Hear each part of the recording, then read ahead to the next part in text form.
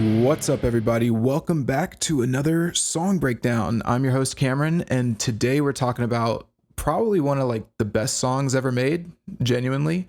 It is American Pie by Don McLean or McLean, I'm not sure. But yeah, so it was recorded and released in 1971 on the album of the same name. It was number one hit in the United States for 4 weeks in 1972. It is one of the longest songs to ever top the or enter the Billboard Hot 100. I think it was the longest song for a long time, up until Taylor Swift's 10-minute version of All Too Well. So yeah, it's a very long song. Over, let's see, what's the exact length? 8 minutes and 36 seconds.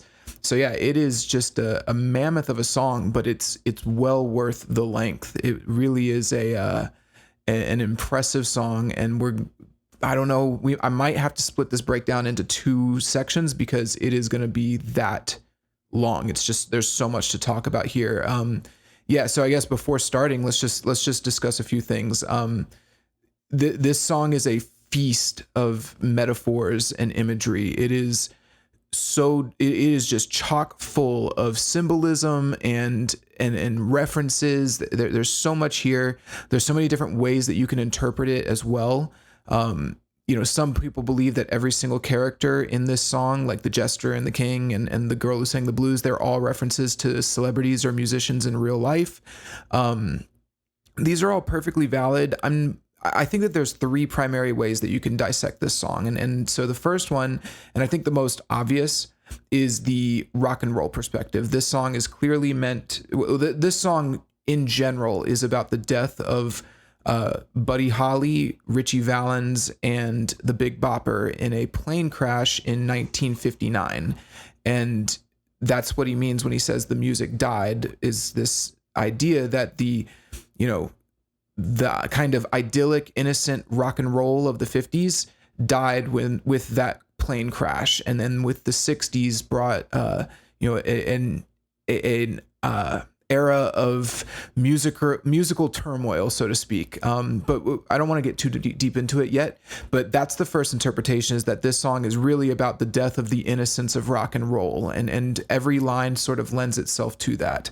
The second big interpretation expands upon that and makes it less about specifically rock and roll and really more about the turmoil of the culture, losing that sort of idyllic, I don't want to say innocent, but this hopeful, maybe even godly era of the 50s, where things were fun and there was hope, and that sort of got deconstructed and destroyed in the 60s.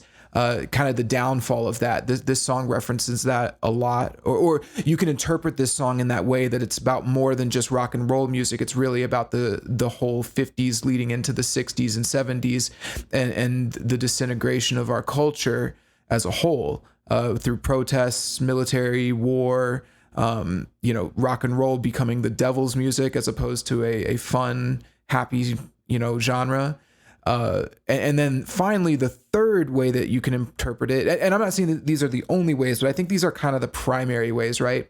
I think the third way is a very broad, symbolic interpretation about life and maturation as a person.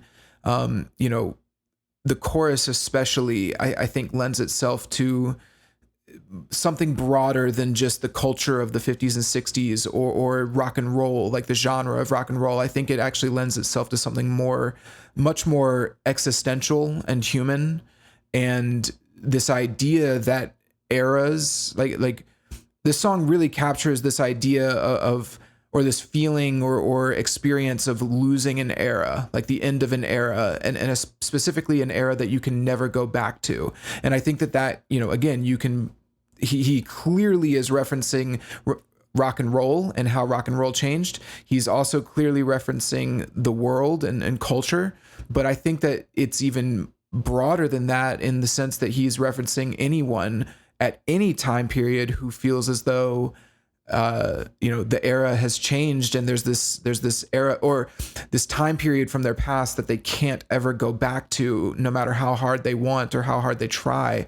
It's gone. And that could just be your general youth. That could be, it could be as simple as maybe a job that you loved or a relationship or something. But this idea that time keeps going forward as a person, and that's something that you learn to acknowledge or at the very least, come to accept or maybe it doesn't lead to that. I don't want to get into it too broadly, but yeah, those are the three main like metaphorical views of this song: is rock and roll as a genre, the transition from the 50s to the 60s, the culture, specifically American culture, transitioning from the 50s to the 60s, and then a broader view of humanity and what it means to basically go through time and mature and grow and have eras of your life come and go, and what that means for you as a person. So I'm excited. I'm very, very excited to, talk about this song. I will give a preface. I'm not going to dissect every single reference. I want to stick to kind of like the broader themes. So, and I'll bring up references, but here's the thing: almost every single line in this song is a reference to some rock and roll song from the 50s, or some celebrity in some way. And I would spend, I'd be here much longer than I'm already going to be. I know I'm going to be here for at least, I'm shooting for under 3 hours, but we're going to see where we end up. So it's already going to be a long episode, I'm sure, but there's, I'm not going to bring up every single reference, but if you want to know, you can go to genius.com and it has everything there, all of the references. Wikipedia also has really nice breakdowns of the themes too. But yeah, I hope that you'll enjoy this format. I really like this type of format where we go chronologically through the song, and then at the end we can talk about the broader themes.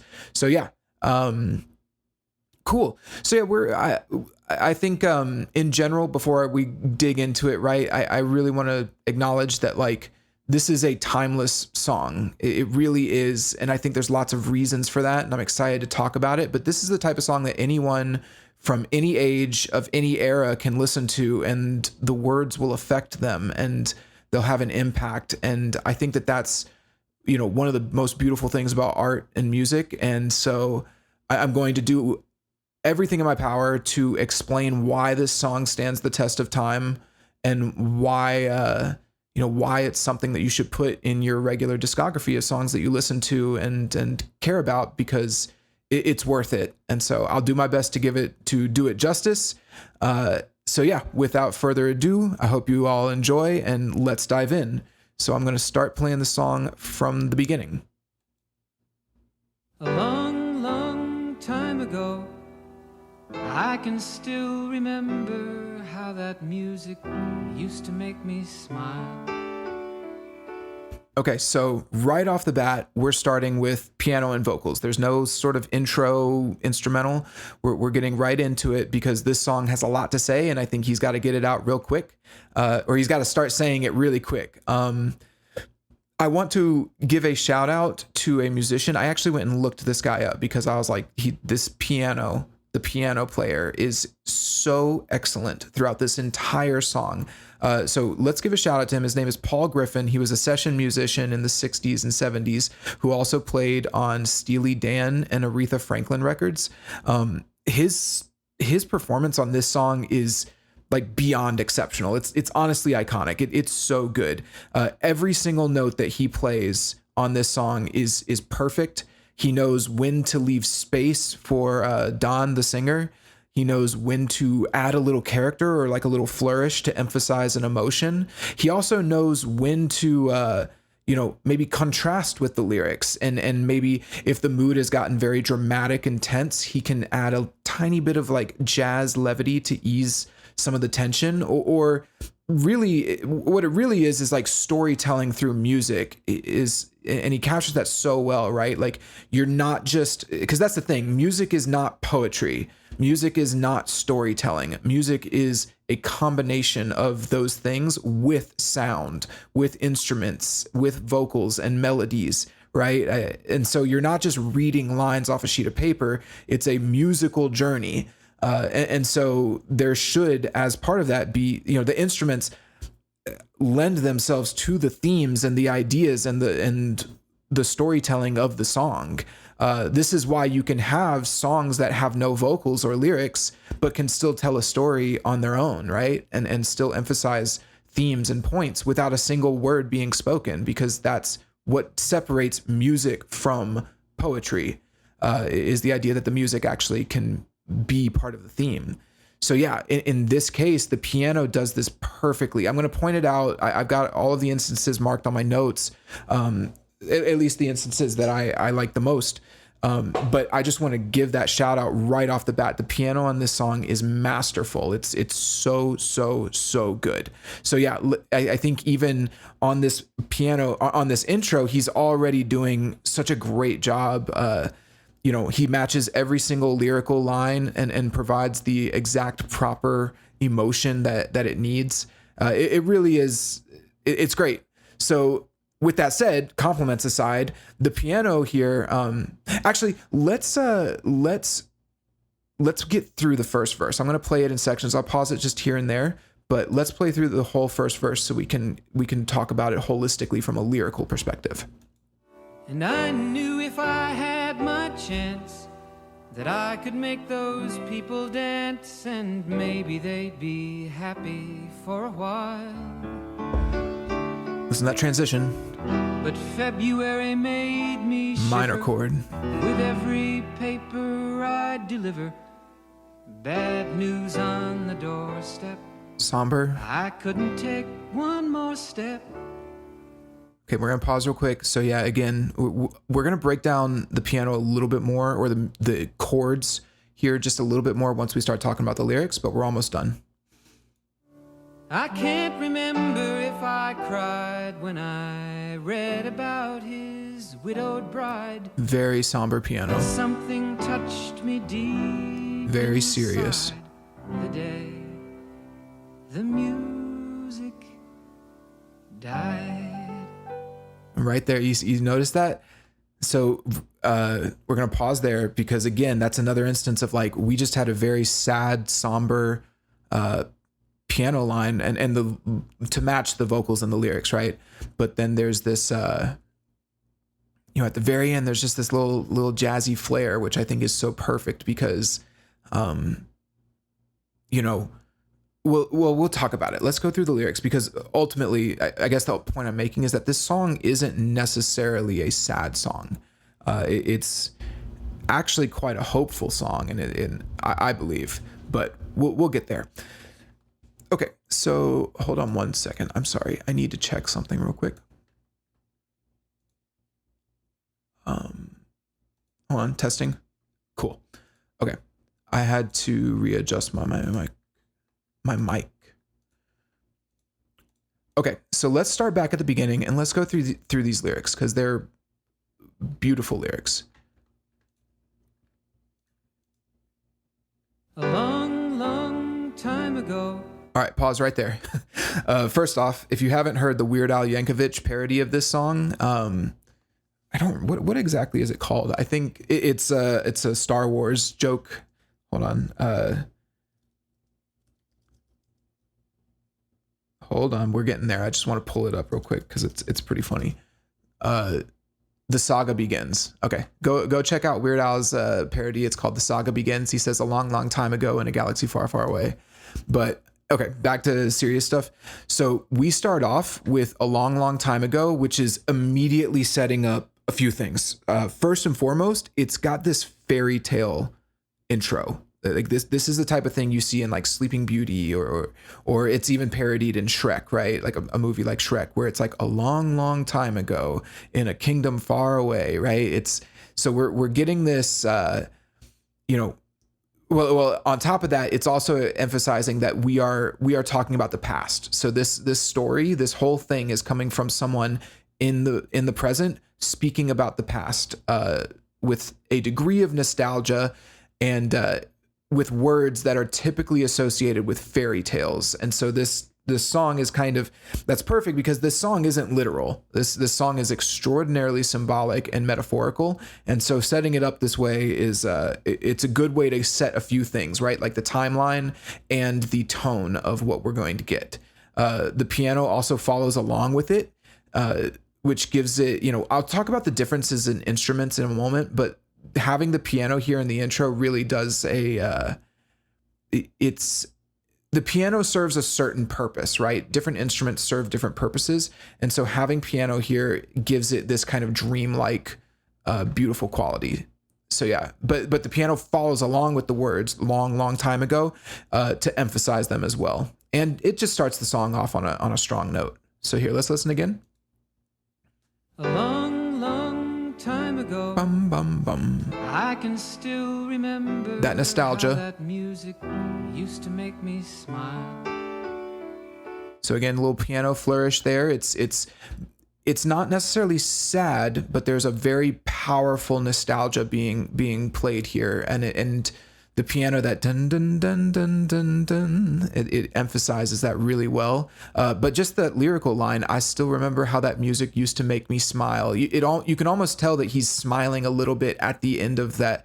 The way he says that, you can hear it in his voice. Like it sounds like his lips are curving a little bit, just in the way that he's singing it. So he is portraying this character very well. This fond memory, this idea of like his past and the way that he used to love the music. Let's listen to that again and pay attention to the way he says "used to make me smile," and it almost sounds like he's actually smiling when he says it. How that music used to make me smile. Smile, really, really open, airy smile, the type of thing that you can only get if your mouth is open and smiling, right? You get this nice piano flourish. And I knew It already happened. My bad. One more time. smile. And I knew if I had my chance that I could make those people dance, and maybe they'd be happy for a while. Okay, so before we get into the next part, so we're setting up, like, it's kind of interesting talking about this song, right? Because we're talking about a character. This song is a story. It's a metaphorical, symbolic story for a lot of reasons, for a lot of things, but it is a story about a character too. And so he's setting up his character, the time frame, the tone, which is kind of this fairy tale nostalgia, and then he's setting up motivation and intent, right? So let's get the exact lines. And I knew if I had my chance, I could make those people dance and maybe they'd be happy for a while. So this is a character that has this sort of hopeful, youthful spirit, right? This idea that you can use music to bring joy to people and make a difference in the world, right? So we have an optimism here. There's a strong degree of optimism in our character. So let's see where it goes. So yeah, a couple things, but he's reflecting, right? So let's just see where it goes. This piano transition is great, by the way, because it kind of captures that optimism and nostalgia, but leads us into the next part. And maybe they'd be happy for a while.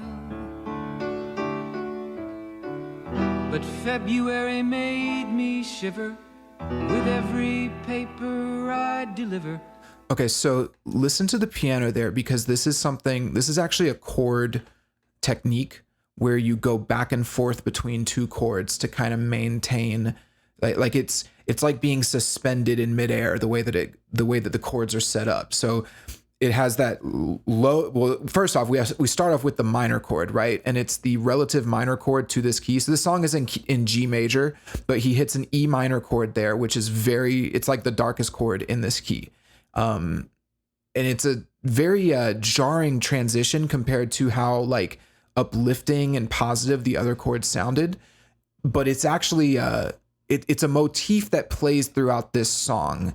I'll talk about that motif specifically in a second, but let me explain the motif. So we got these two chords. Listen to how it goes, bum, blum, like the high chords.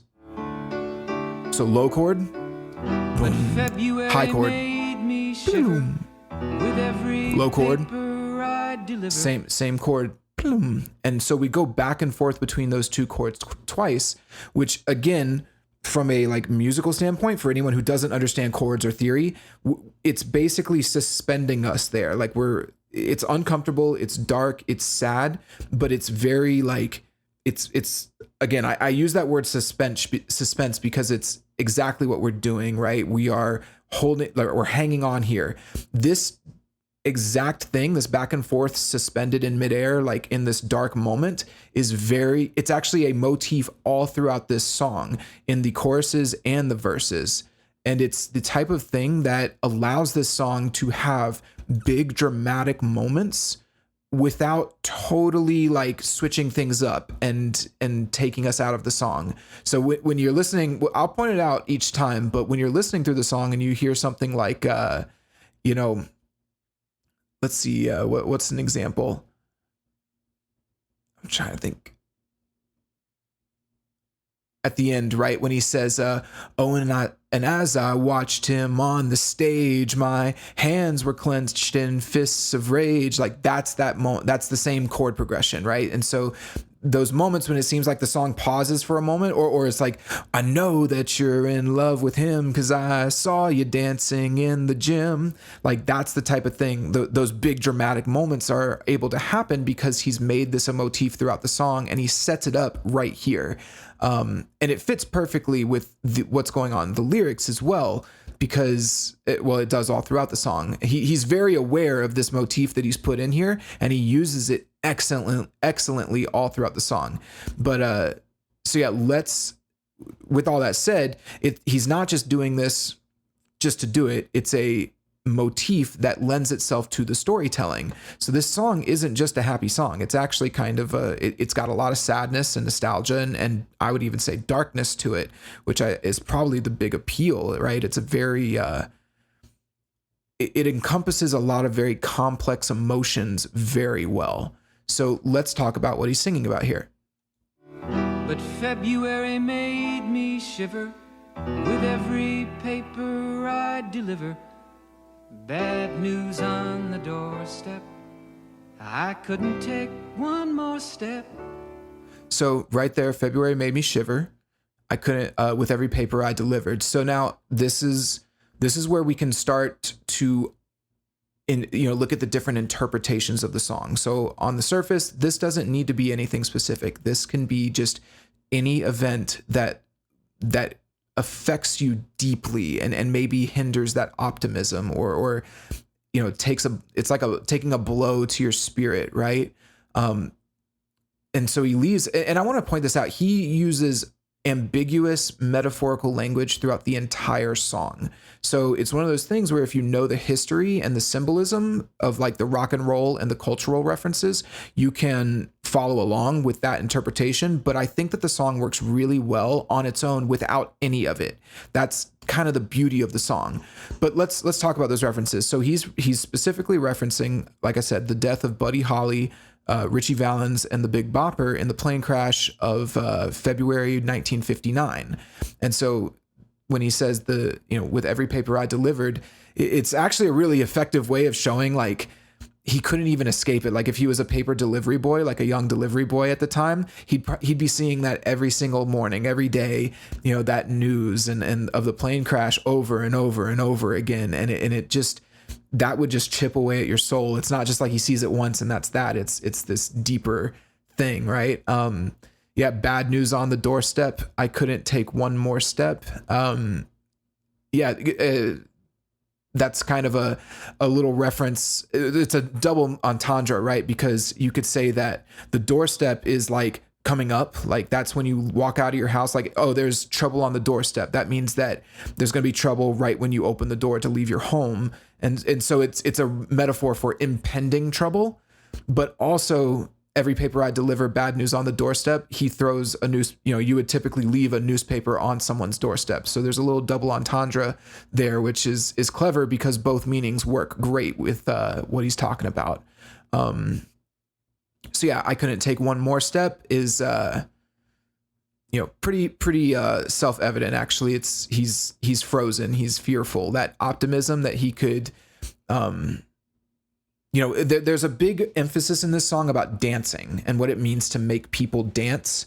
He references this a few times, and he did earlier on. Like, I knew if I had my chance, I could make those people dance and maybe they'd be happy for a while. Dancing is a metaphor all throughout. And so the idea that, this person who loves music, it makes him smile, and he has a desire to make people dance and be happy from music as well. The idea that this person, this character, is now frozen and can't even take a step shows you how impactful this moment would have been for him, and how it, soul crushing it probably was for him to learn this news.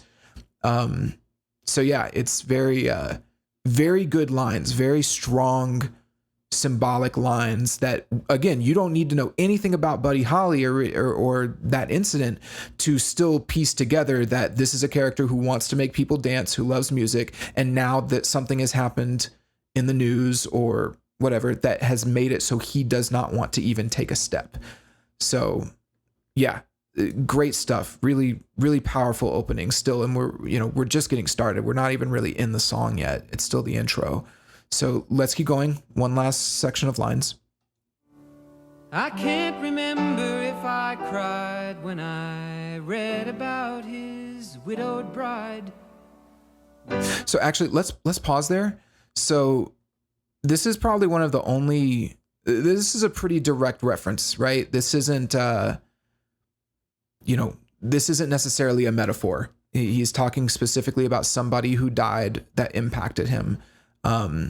Clearly, like on its face, right? And so, yeah, but he says, I can't remember if I cried. It's again, that haze, that fog of like the depression that comes with it. But something that's very interesting about this section that I want to note is that it's actually kind of playing over major chords, or at least the first chord in it is a major chord. It's not G major, which would be the happiest chord, and it's what it starts off with, what the song starts off with, but it is a major chord. And so there's this is kind of an interesting thing that you can do with chords, where if you play a very sad, somber section with minor chords, and then you play the right major chord after it, it doesn't necessarily sound happy, but you can start to move into more complex emotions, like nostalgia or being somber, right? With a typically happy major chord.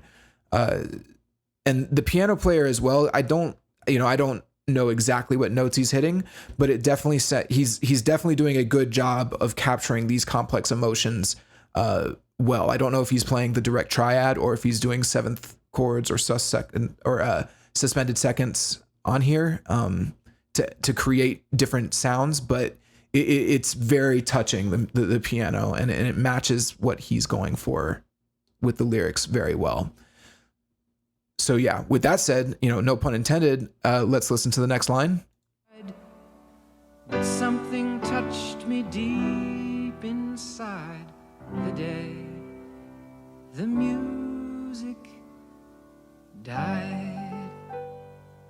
Okay, so again, we had this very dark moment, and then we come out of it, and there's just this little flourish right at the end, which is so it's beautiful. It really is beautiful. Let real quick before we get into it, this idea that something touched him deep inside the day the music died. That line, just to talk about that line real quick. The day the music died. It's really one of the most iconic lines in any song ever. It's got so many different meanings and interpretations. It is kind of like the tagline for the song in a lot of ways. He uses that to end every verse. The day the music died, and then we go into the chorus. And so yeah, I'll discuss this line maybe with a little more depth later on, but yeah, in general, like the simple version is that this line represents all of the hope, all of the optimism, the dancing, the rock and roll music, the era that you can't get back in a lot of ways. And that's really what this song is about. Like I said, is that era dying. It's gone, and you can't get it back. And it's really about how to cope with that. What do you do when the music is dead, when it's gone? How do you deal with that? And I don't want to answer that yet, but I think the song has an adequate answer. So we're gonna get there. I think stick around, please. It's gonna be. I've gone through this song. I got good notes, and I'm excited to get us to the finish line on this one. I'm very pumped. But yeah, so it's great. And so this line is very powerful. It can be interpreted in so many different ways. It's both immensely sad, right? Something touched me deep inside the day the music died, but it's also, in some ways, it leaves it open to be kind of hopeful, right?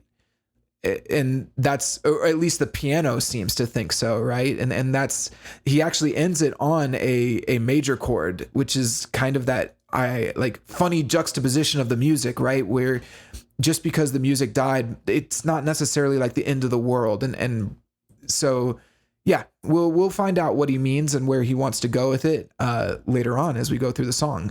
But yeah, that piano sure really does emphasize that this isn't some depressing, hopeless song. It's actually quite the opposite in a lot of ways, but you wouldn't know it from just the lyrics. So again, musical storytelling at its best. Beautiful work.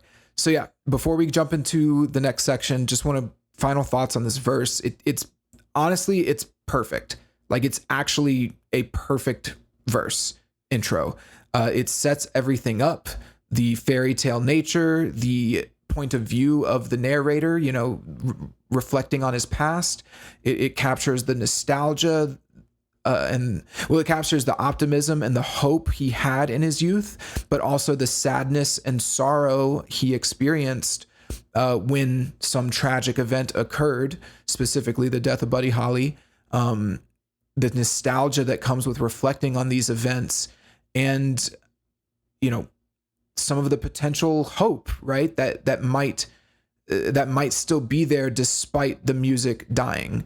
So yeah, our themes are there. Musical motifs are established with the, like that minor chord back and forth. The chord progression is the same chord progression that we use in general throughout the entire song. So yeah, on every level, thematically, lyrically, musically, we are ready to go. We have the song for the most part set up. And so we can, it's great. It's a perfect intro. So let's keep going and let's see where we're going to go next. The music died. So bye Miss American Pie. Drove my Chevy to the levee, but the levee was dry. And them good old boys were drinking whiskey and rye, singing this minor chord. Day that I die. Minor chord. This'll be the day that I die. Okay, so let's pause there. So big development in the song is we've got the chorus, but this time the guitar has come in.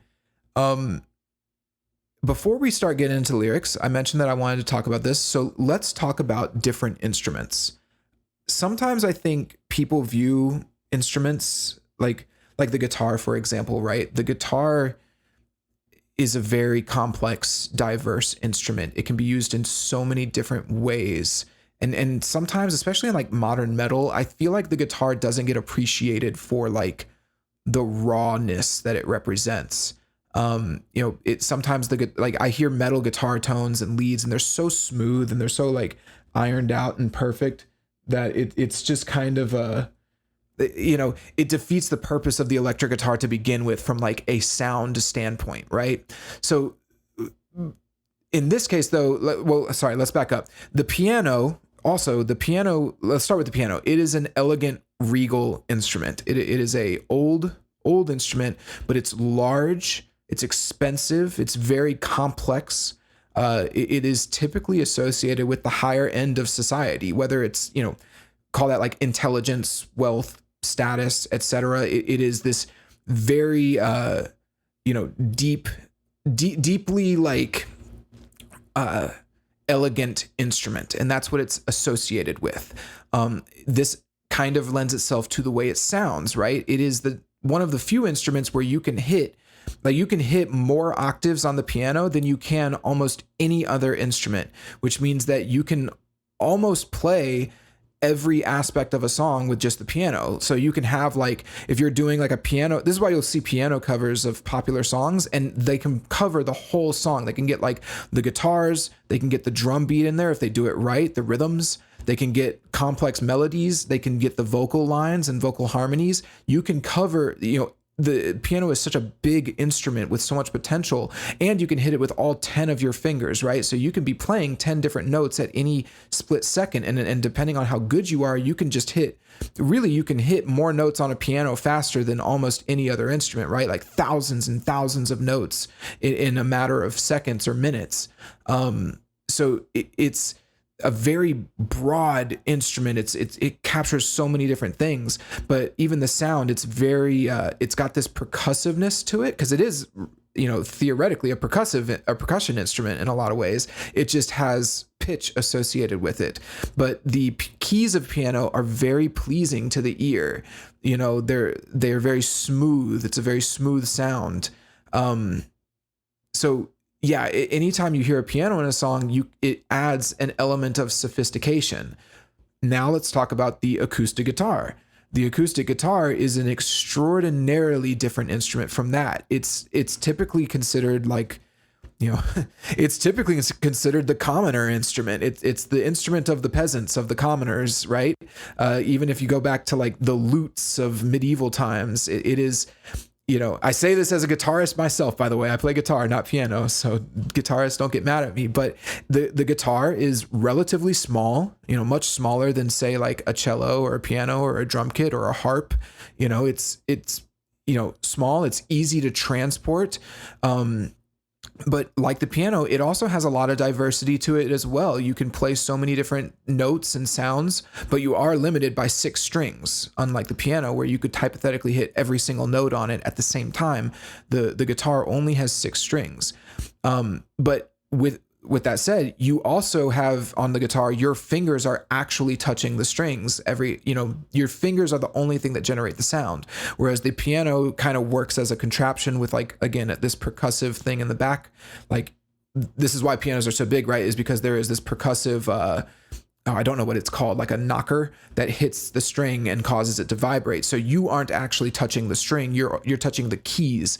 Whereas the guitar, your fingers are on the strings. So every sound that you hear from the guitar is real and personal and unique to the player. This is where, you'll hear guitarists say that the tone is in your fingers, not the amp. And there's a lot of truth to that. You could give the same exact rig, guitar, amp, pedals, and effects to 10 different guitarists, and it'll sound like 10 different guitarists, right?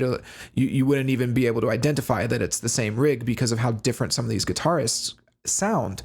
So yeah, there is this personal, intimate element to the guitar, but there's also, because of, again, the way that the guitar sounds, the open strings, the wood, it has this element of energy and rebellion, something that gets expanded upon infinitely more exponentially more by the electric guitar, which is typically considered like the antithesis of high society, right? It's maybe not anymore these days, but especially when the electric guitar was first coming out, it was like, go watch like Back to the Future, and when he plays some ripping, shredding guitar solo, all of the people in the 50s are like, oh, what is this? I'm aghast. They were aghast with,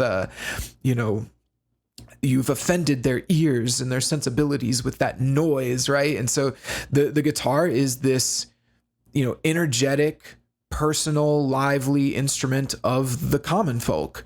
As opposed to a piano, which, you can't just take a piano and move it around and take it somewhere. Like it doesn't work like that. The piano is typically a static instrument that stays in one place. So you'll have a piano in a ballroom that stays there constantly. And that's that's the setting of it. So yeah, with this explanation of like these two instruments play different roles in a song and in music, Not to say that, I'm giving just sort of the baseline example of it, but these instruments can absolutely be used in more diverse ways, right? There's very elegant guitar that can be played, and there's very, raunchy, in your face piano that can be played, right? But in general, the sound and the tone of these instruments are very different from each other. So yeah, with that said, in this song, we have an intro with the piano, which is perfect because the intro of this song is meant to be sophisticated, nostalgic, almost dreamlike or fantasy-like, right? It's very a lot of symbolism. It's setting things up. It's setting this kind of fairy tale that he's about to tell up. But then now that we're starting to get into the song, he brings things down to earth a little bit with the guitar, with the first chorus, which in a lot of ways, I don't want to spoil the end, but like this is a big element of the song is, that in the interpersonal relationships, right? Being able to connect with the people around you. I don't want to say too much else because I have a whole end theme, but yeah, this idea that like really, so let's go back a little bit and let's talk about the lyrics. Because I think that will help explain how the guitar lends itself to this. So let's play this again. Let's just start at the first, the first lyrical line. Died. Oh. So bye, Miss American Pie. Drove my Chevy to the levee, but the levee was dry.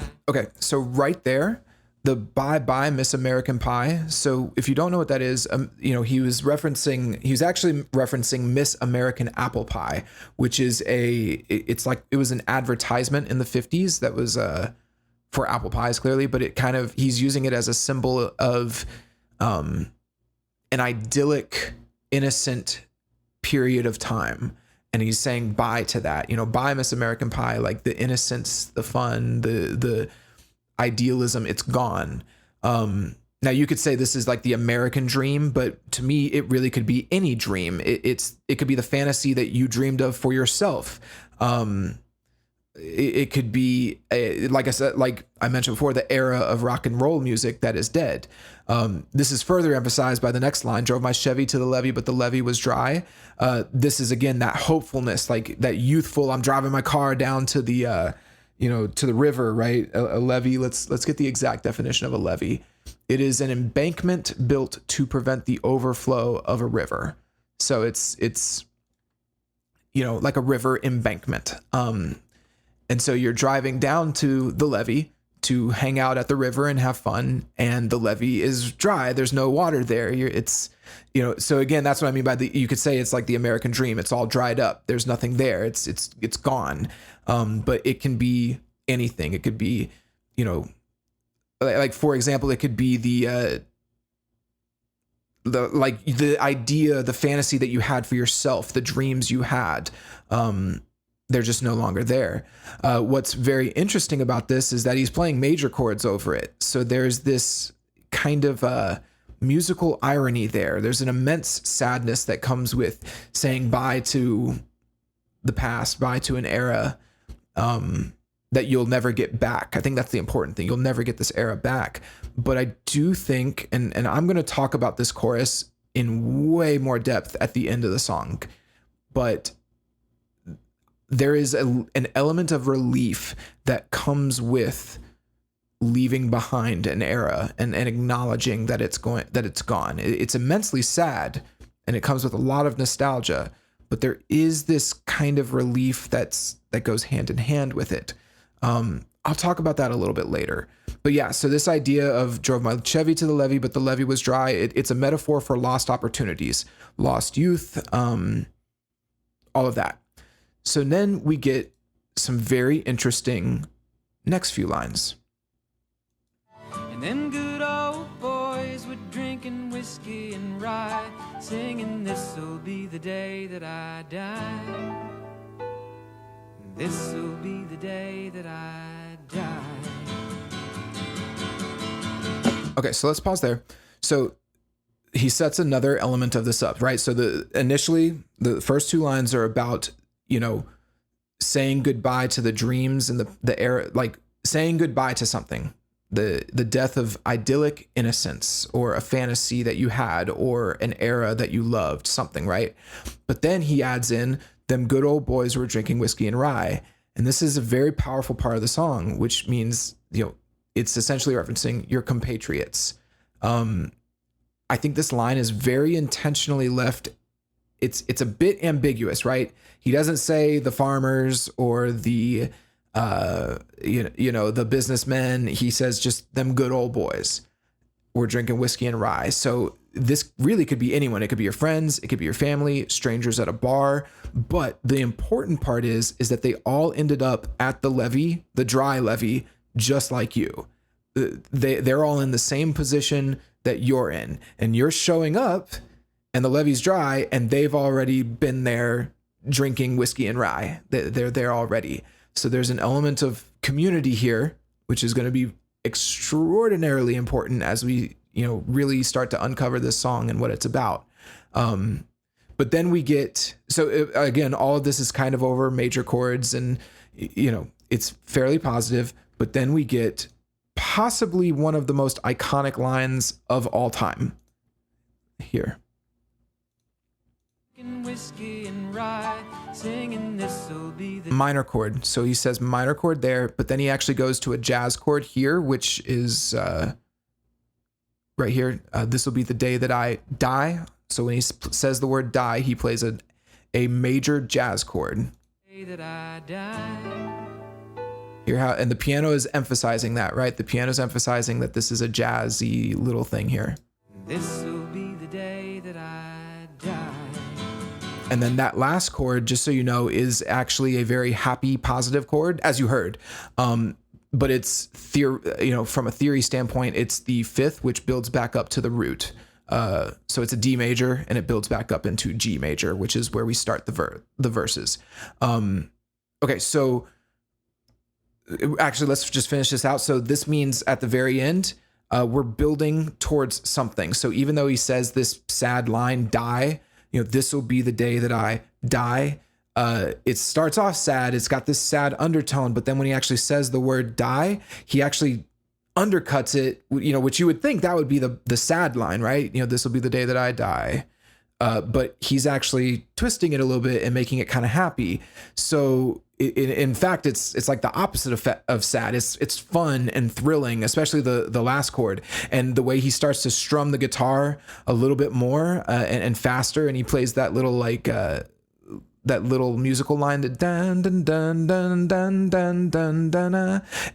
It actually gets us. It does the opposite of making us feel sad and depressed. It gets us excited and pumped up to see what's going to come next, which is a very interesting play, right? On what you would think when you hear a line like "This will be the day that I die." So yeah, lots of really interesting musical stuff here. Singing this'll be the day that I die. It's like a little question, huh? This'll be Sad, the day sad. that I die. This will be the day that I die, but we're getting pumped up. We're getting excited. And so, yeah. So let's talk about that line, right? Singing, "This will be the day that I die."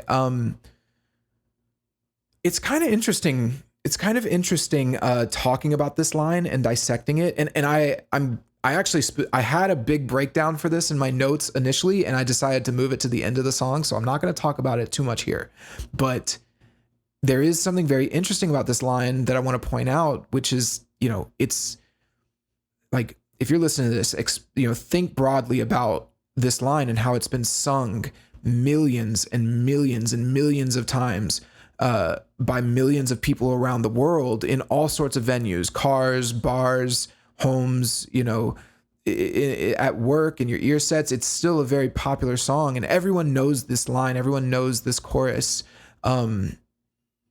Even in the song, this community of good old boys at the levee, they're singing it wholeheartedly as well. So there's something about this line that I think is deeper than the rock and roll references or the cultural 60s and 50s references. There is something very deep, I believe, in our human psyche that draws us as humans to this line. And I just kind of want to point that out now because I think it's immensely powerful. It's a very powerful idea, and we're going to get there. Like I'm going to talk about it at length because it's really what I believe is I think this line is why this song, it's not the only reason, of course, but I think that this is like the pillar of this song. If this is the best line, the most iconic line, the line that sticks out. And there's a reason why it's the last line of the chorus and the last line of the song. It has so much power in it. So we're going to talk about it more. But yeah, that's the chorus. So again, coming back to this element of community and interpersonalism with the acoustic guitar, you can see how the acoustic guitar plays really well with these lines in the chorus, because this chorus really is in a lot of ways about community, this community of, people, good old boys that are just at the levee, the dried up levee. Again, we'll talk a little more in depth once we get further into the song, but there we go. So yeah, again, great section. We're still adding on, right? So to go off of the first verse, right? You have so many things established in the first verse, right? Like there's this fairy tale nostalgic feel to this song. The youthful vigor that is interrupted by some tragedy or death of innocence, the music dying, right? But there is some potential hope. And then we get the chorus right after that, which establishes that, the music's dead. The hope is gone. The levee is dry. Bye-bye, Miss American Pie. She's gone. She no longer exists. But there's other people at the dry levee as well. And they're all chanting, this is going to be the day that I die. And what that means, we're not quite sure yet, but we will find out. But, and that's what he's going to tell us, right? We're okay. So what are we talking about? What's the song about? We're ready to go. So let's get into verse 2. Did you write the book of love, and do you have faith in God above? If the Bible tells you so. Okay, so I kind of started right there, right at the beginning of verse 2, but I'm going to start just for a few seconds earlier. Did you write the book of... Okay, so so this idea, so we're getting into the song, right? And he's basically, what this song is about is like, okay, how did the levee dry up? Why is Miss American Pie gone at this point? What's happened? Like what is the situation that all of these people are in and that the main character has found himself in? So he's got 6 minutes now, or really it's 5 straight minutes of intensity, and he's going to explain the story and it's going to be great. So we get things going, right? The drums come in, it amps things up. The piano's playing a more rhythmic pattern. The guitars are strumming more quickly and more rhythmically. So yeah, this first verse, and then he starts off with some questions, right? Did you write the book of love, and do you have faith in God above if the Bible tells you so? So some very powerful questions. Let's broadly speak about this song for a second. Each verse that we're going to hear from here on out represents a different time period or stage in the narrator's life, right? I will explain each one at the start of the verses. I don't want to go through it all now, but this verse specifically is about his youth. So he's already told us that he had this youthful optimism. I think it's very smart for him to have this verse in here to further emphasize that point. So how does he do that? So the first few lines are questions, like I mentioned, and they specifically are challenging the listener on religion, belief in God, and then belief in music, rock and roll. In fact, here, let's play the rest of it. Love, and do you have faith in God above? If the Bible tells you so. So there's this questioning of God and the Bible and all of that. Do you just have faith in God because the Bible tells you to have faith in God? This is very adolescent, right? Most people. It's very normal to question God and question religion and question everything when you're young and you're just coming up, like your brain is developing and you're asking questions, right? But then let's listen to, and so I actually think this song is very religious, and I believe Don McLean is, I hope I'm saying his name right. I believe that Don is a stated Christian, open Christian. But I think it's very interesting that he starts the song off almost questioning God and questioning all of it. But it'll become very pertinent later. It's here. Let's keep going because I want to get to the next lines.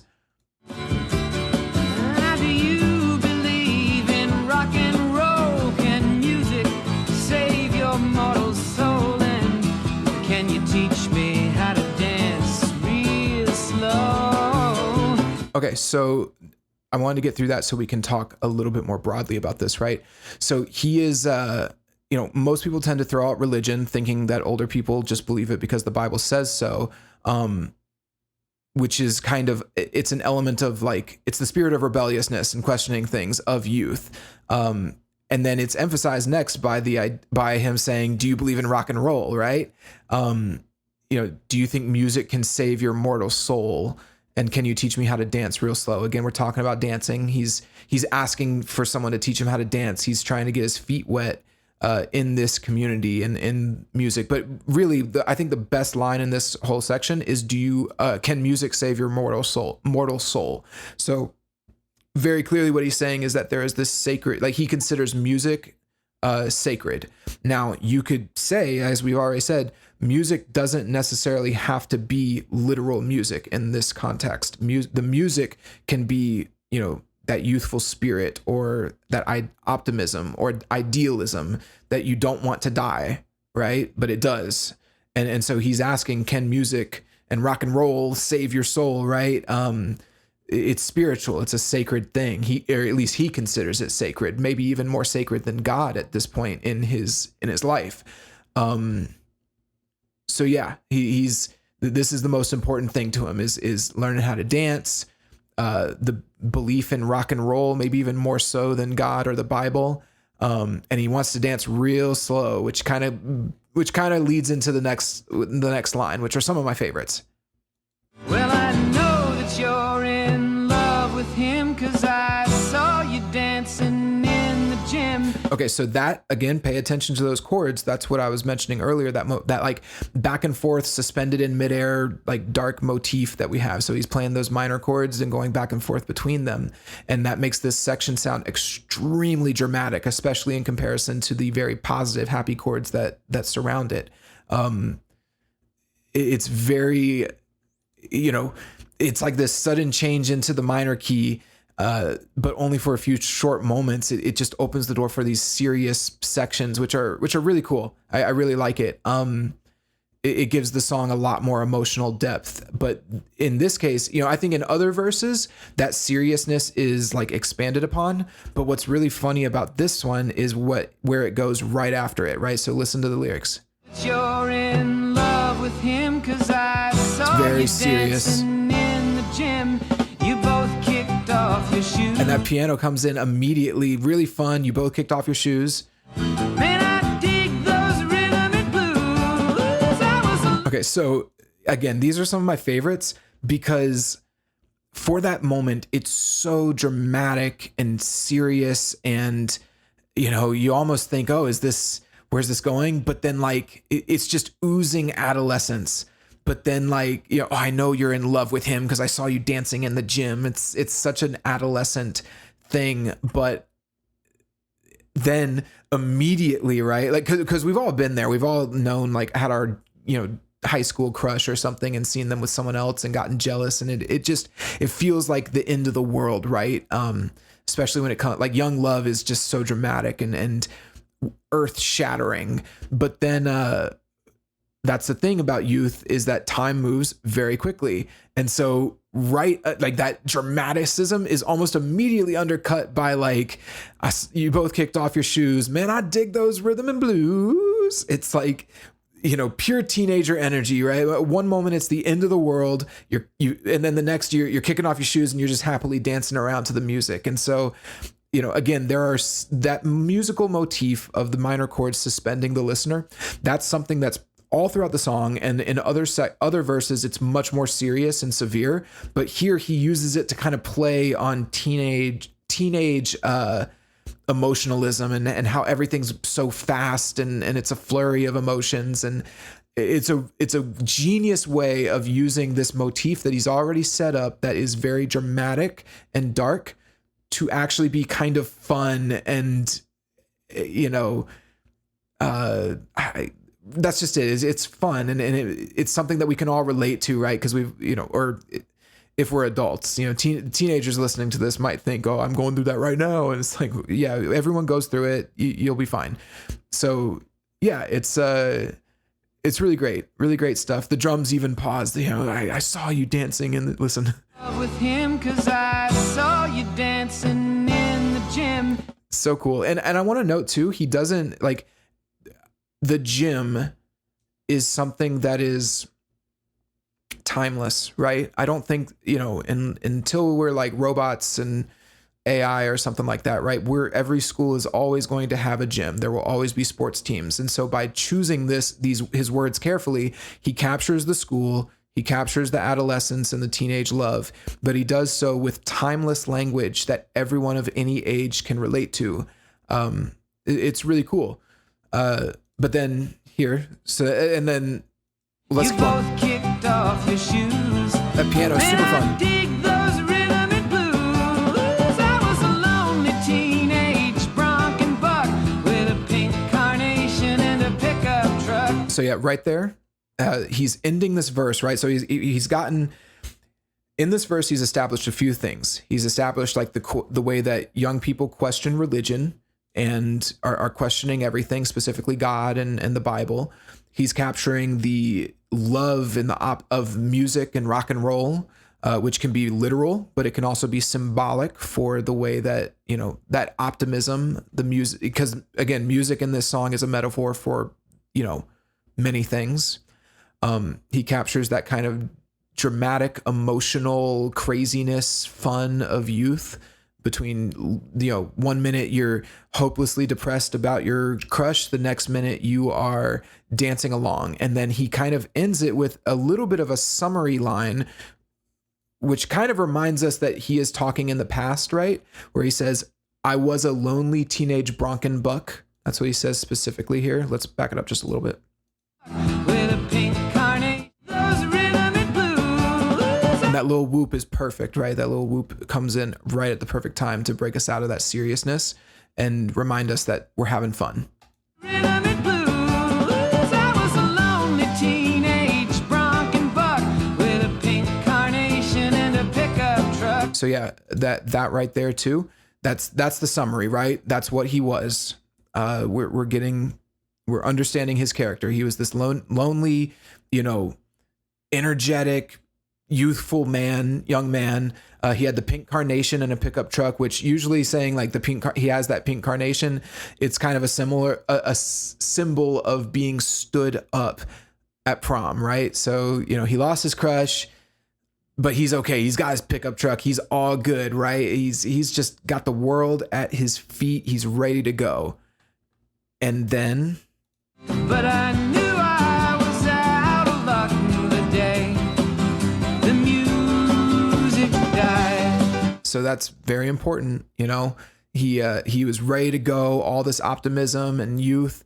And then Buddy Holly, which for him is the personification of rock and roll, which he considers spiritual, passed away. And so, yeah, he's giving us some background on who he is and who he was before the music died. But ultimately this comes to an end. And so he's out of luck, right? And so we're going to see where that goes and where that leads. It's like a story. We've got the broader picture, and now we're going through the story now. And so this is a very nice way of introducing or giving some background before we start to get into, what happened to this guy, what happened to him,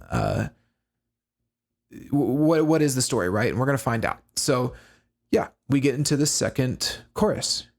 I started singing bye bye Miss American Pie. Drove my Chevy to the levee, but the levee was dry. So the drums are playing the same beat. We're driving. We're just going, right? And that's, again, maybe to make a broader point, this beat plays for about 5 minutes straight.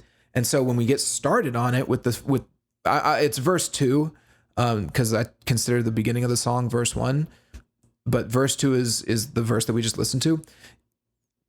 It's fun and energetic, especially after what is like a little over a minute of just piano and guitar. Having the drums come in gives you all of this energy, right? But I think something that you'll notice is as the song goes on and as we get towards the end of the drum section, it starts to very purposefully, I don't want to say drag, but it wears on you a little bit. It's tiring. You've been listening to the same drum beat for 5 minutes straight. And I believe it's very, very, very intentional. So yeah, but so anyway, that same drum beat plays throughout the chorus. He also gets a little additional harmony in the left speaker. It's hard for me to tell if it's just one guy or like a chorus of guys. Obviously he has a chorus of guys singing with him at the end of the song, but there is more people singing it. It's not just him. So here, listen for that harmony. I started singing bye, bye, Miss American Pie. Drove my Chevy to the levee, but the levee was dry. Them good old really nice little harmony. And then we get into boys were drinking whiskey and rye and singing, this'll be the day that I die. Again, very big pauses. The drums are emphasizing those pauses, but still leaving those chords questioning, like, what does this mean? What does this line, this'll be the day that I die, mean? I'm singing, this'll be the day that I die. It's like, this'll be the day that I die. Now, they do a good job of like, okay, we're still questioning, but like, we want to keep the energy going. So the drums are playing. The bass, I actually want to point out the bass on this song is really, really great. I'm not going to point it out like specifically, just listen to the bass guitar when you're listening. But whoever played the bass is a master bass player. Their runs are fantastic. It's really cool. Very underrated part of this song, I think. And then there is this really light guitar in the background. The real guitar, like the main guitar, doesn't come in, I think, until the end of verse 3. Maybe hold on, let me just check. Yeah, the end of verse 3 chorus 3 is when the like main electric guitar comes in, but there is this really light guitar going dan, dan, in the background. Listen for that. The day that I die, this'll be the day that it's super, super light. But okay, let's keep going. I die. Now, a bass, dum, dum, dum, dum, and then everyone's building. So yeah, here we go. in years we've been on our own, and moss grows fat on a rolling stone, but that's not how it used to be. Okay, so 10 years we've been on our own. So he's implying that time has passed between the verses. He's we're going to find out what that means, but he's really good about this throughout the song, right? Like establishing time frames and a level of continuity for things. But this is actually relevant for the other representations or the other interpretations of this song, because Don actually began writing this song in 1969, which was 10 years after Buddy Holly's death. So he actually means it, to imply that he's moved to a different stage of life. He's no longer that young Bronco buck anymore. We're going to find out what he is, but yeah, he's also, we're also 10 years separated from the death of rock and roll, personified by Buddy Holly. He then says, moss grows fat on a rolling stone, but that's not how it used to be. So this is where, I think he's set up his own character. He's set up themes. And now we can start to get into like what this song is really we can really get into like some of the symbolism, right? And there's been a few lyrics that have had like references to songs that I haven't pointed out yet. Again, I'm not going to do that for all of them, but in this case, we can start to interpret some of these. So first off, the literal, or like, what is this metaphor? Moss grows fat on a rolling stone.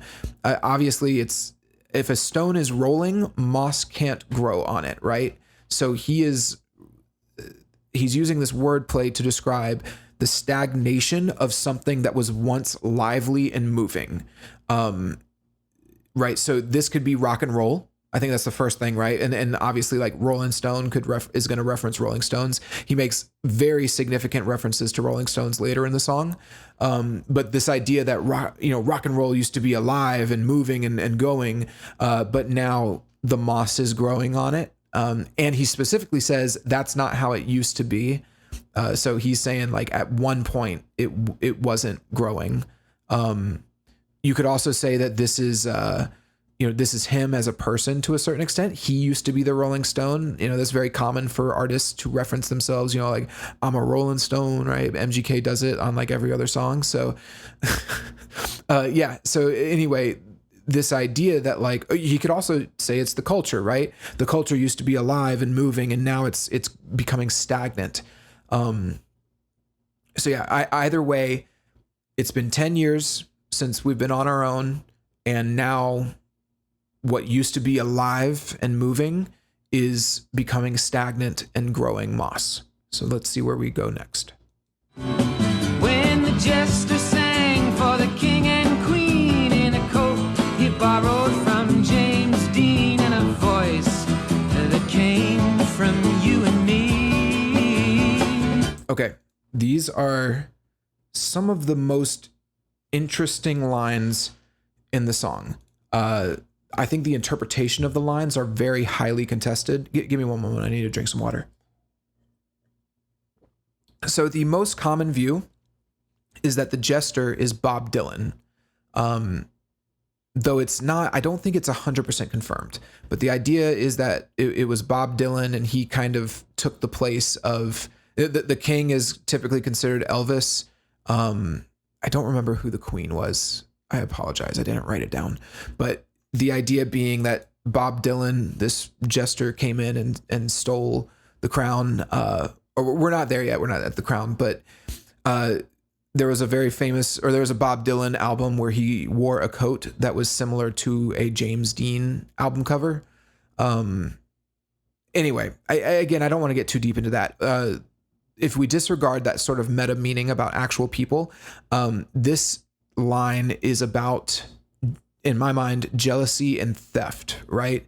So I think this is something that everyone goes through as they get into adulthood and they work at a job or they go through life. They start to notice that these jesters, right, they have enough accolade to perform for a metaphorical king and queen, right? This idea that, no matter what, you're sitting there and you have to watch this fool become successful and receive praise and accolades, right? So, and then on top of that, he uses a voice that came from you and me, specifically saying that,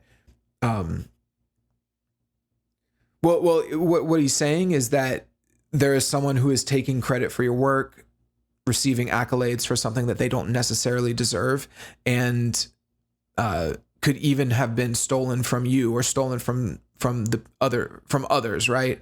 So he's saying like, oh, this jester came in and pretended to have he performed for the king and queen, but he's using the voice, he's using the art that we as a people came up with, and he includes the singer or the listener in his frustrations as well.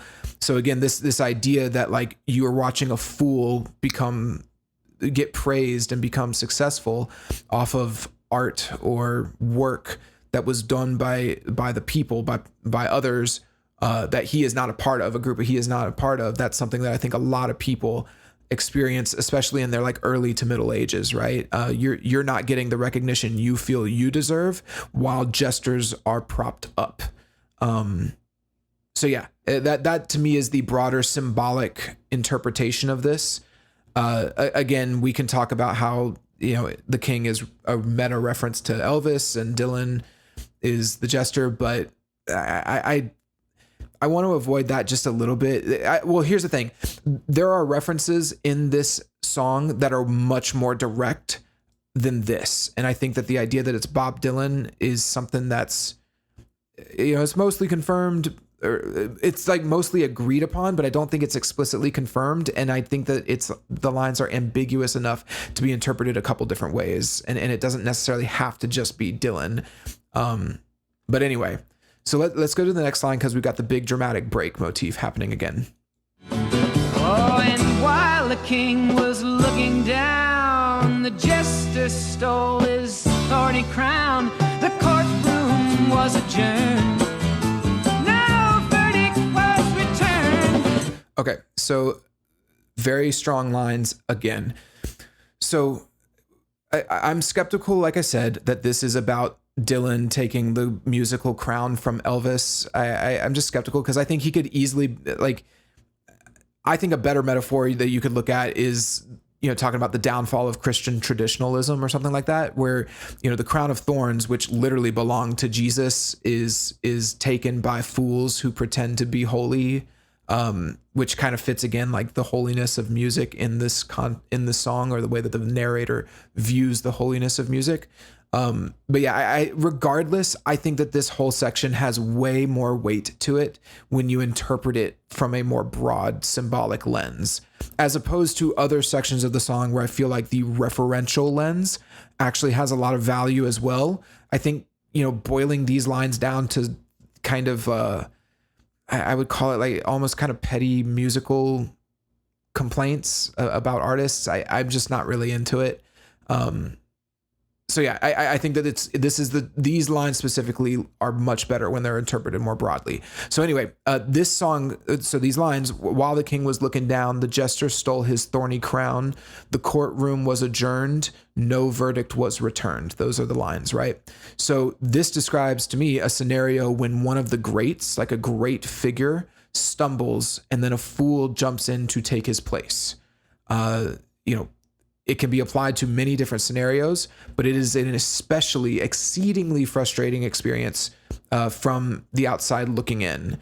This is something I feel with like a lot of rock musicians and guitarists. I look at, how amazing and deep metal songs and rock songs were in the 80s and, between the 80s and the 2000s. I really earlier than that too, if you look at 60s, 70s as well, with this song being a good indicator. And nowadays, people get propped up, artists get propped up as fantastic and amazing, and their songs are so shallow, they're surface level, it's based on gimmicks and crap, and it frustrates me to no end that we actually prop some of these musicians up in every genre, really, when everything that they're doing is subpar to the artistry that came before it. I don't want to go down that, tangent, but this illusion of good music is everywhere right now. And so I think that that's really what this means. This idea that like you had something great and then a bunch of jesters came in, illusionists, imposters came in and stole it, and it wasn't theirs. So then the next line, the courtroom was adjourned. No verdict was returned. So first off, the courtroom was adjourned is actually kind of clever wordplay, because we're going from a court of kings and queens to a court of law, and then no verdict was returned. This is a very damning line. Hold on 1 second.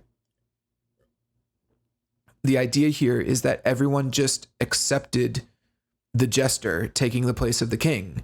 No one really fought back. No, again, no verdict was returned. Everyone was just kind of, okay, yeah, it happened, whatever. We just don't even, the courtroom gets adjourned. We all just say bye. And now that's the way it is. And so the way I view this is that this leaves the metaphorical kingdom, whether it's rock and roll, the literal world of the 60s, or the singer's personal life, symbolically in a state of uncertainty at what these new jester kings will do, like what happens moving forward, right? Which I think that uncertainty, that like, well, where do we go from here? The jesters, the kings are gone and jesters have taken their place.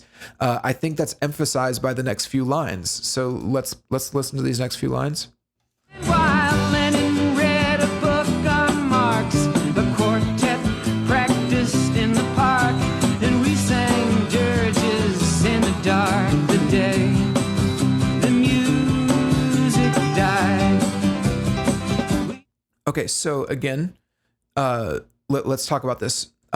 He says, while Lenin read a book on Marx, the quartet practiced in the park.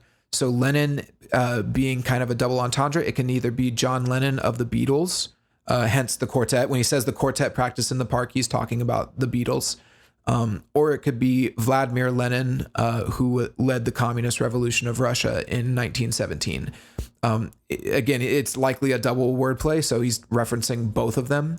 But what I was just saying about, the uncertainty in rock and roll, the uncertainty in the 60s, and then his own personal life, this addresses the first two, right? So we have the uncertainty in Russia, right, with Marx and communism, which was a very prolific topic at the time. I believe this was around the time of, was this the Cold War? Hold on. Yeah. Cold War, it looks like kind of began around, hold on, I want to get this right. Yeah, in the 62, there was the Cuban Missile Crisis. Warsaw Pact invasion of Czechoslovakia in 1968. So yeah, the relations between USSR and China broke down in 1961. Yeah. So anyway, issues with Russia in the broader context of things, with Lenin reading Marx, like Vladimir Lenin reading Marx.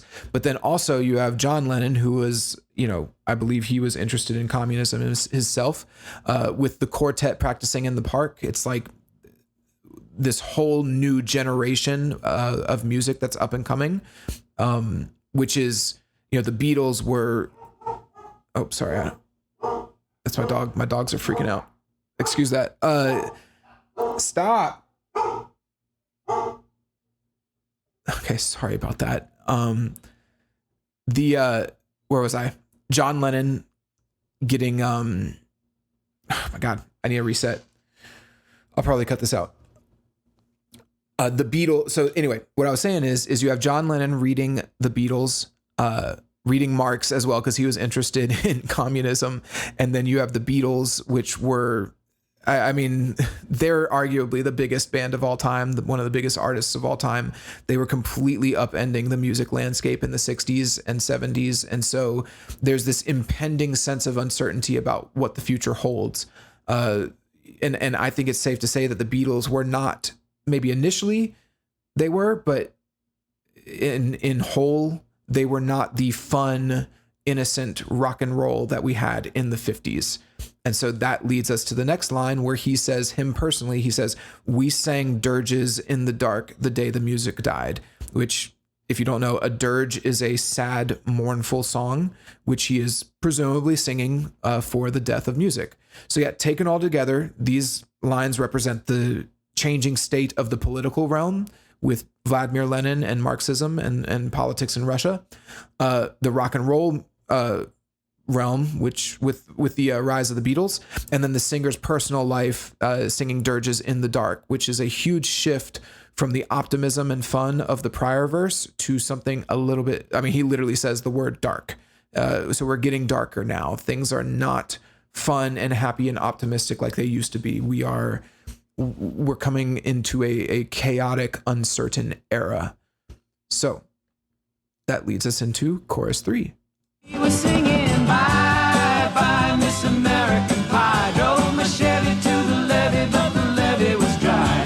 Them good old boys were drinking whiskey and rye and singing, "This'll be the day that I die. This'll be the day that I die." Okay, so couple interesting things here, right? The chorus is generally the same, but I think in context, this chorus feels like very slightly like a little bit of breath, like a breath of fresh air from some of the heavy metaphorical lyrics of the prior verse. It starts to feel relieving, right? Coming back to this familiarity, very singable chorus, by the way.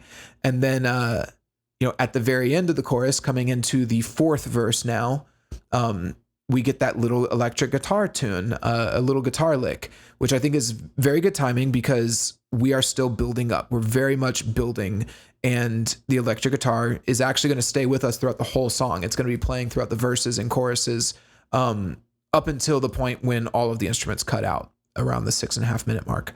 And so, yeah, tension is rising, things are escalating. And again, like I mentioned earlier, the electric guitar is symbolic of, rebellion and chaos. It's not a regal, sophisticated instrument.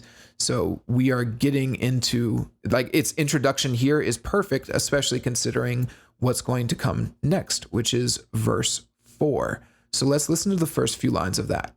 Helter skelter in the summer swelter, the birds flew off with a fallout shelter, 8 miles high and falling fast.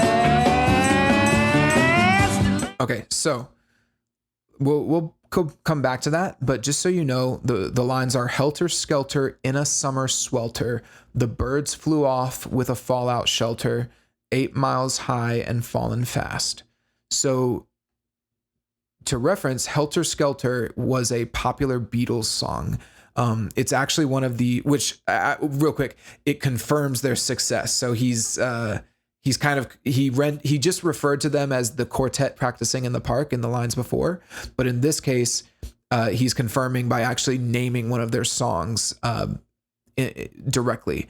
So Helter Skelter, though, as a song, was one of the earliest instances of heavy rock. It's actually one of like a monumentally influential song in terms of like hard rock and roll, right? It was inspired many bands like Aerosmith and AC/DC, all of them, right?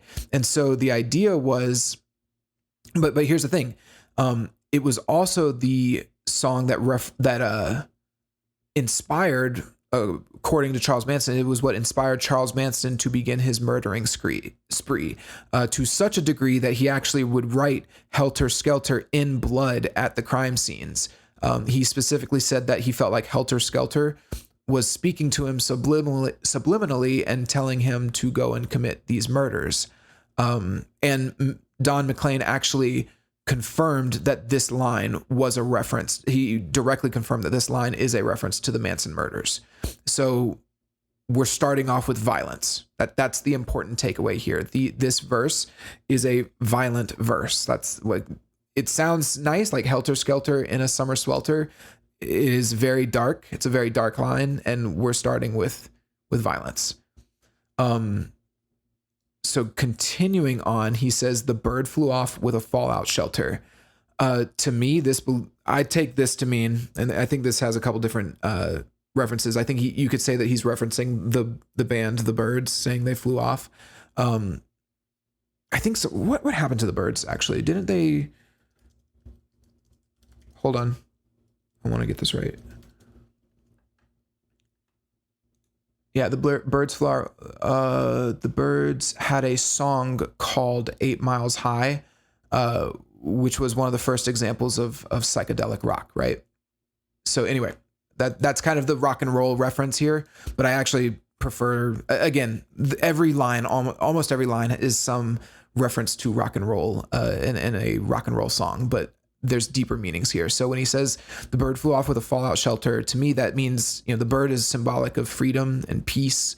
It disappeared once fallout shelters were introduced into mainstream society. He kind of emphasizes this with the 8 miles high and falling fast, which the way he sings it is, it implies increasing speed, but it also kind of sounds like something falling, like the nuclear bomb. So here, listen to the way he sings. Fallout shelter, 8 miles high and falling fast. So again, that's very much like the nuclear bomb falling. That's kind of the imagery that is evoked there. So taken holistically, right, this whole verse so far is, metaphorically represents the increasing speed of escalation in our culture. Musically, you could say it's the Beatles writing songs like Helter Skelter, the Birds writing songs like 8 Miles High, but also culturally, militarily, we now have fallout shelters, nuclear war, violence, murder sprees, and the like. So now let's keep going, because I think we're going to get the setting here in the next line.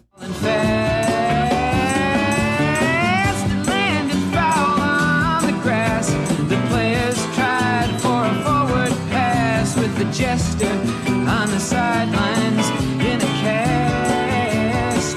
Okay, so here we get the setting now, right? So it is a summer day. The literal setting that he's saying is a summer day with a football game going on. So when he says, 8 miles high and falling fast, it landed foul in the grass, right? So there's it kind of gives the prior line a little bit of a double meaning, or triple meaning, I guess, if you considered the song 8 miles high. But then the nuclear bomb falling fast, and then also it's a ball, like it's a football falling fast to the ground. But then he continues that metaphor for a little bit, the football game, where he says the players tried for a forward pass, with the jester on the sidelines in a cast. So again, couple different meanings here. The main point being that there were attempts at progress. So culturally, you could say, you had protesters attempting to do something or influence the culture. You could say that in rock and roll music, Bob Dylan, the jester, was on the sidelines. I think during this period, Bob Dylan actually was he stepped away from music for a little while. And so there was this attempt from other bands and artists to step in and become the new big thing in rock and roll. And then from just sort of a more symbolic perspective, right? I think that I think this is kind of an attempt of like recognizing that the jester was wrong and he was a fraud.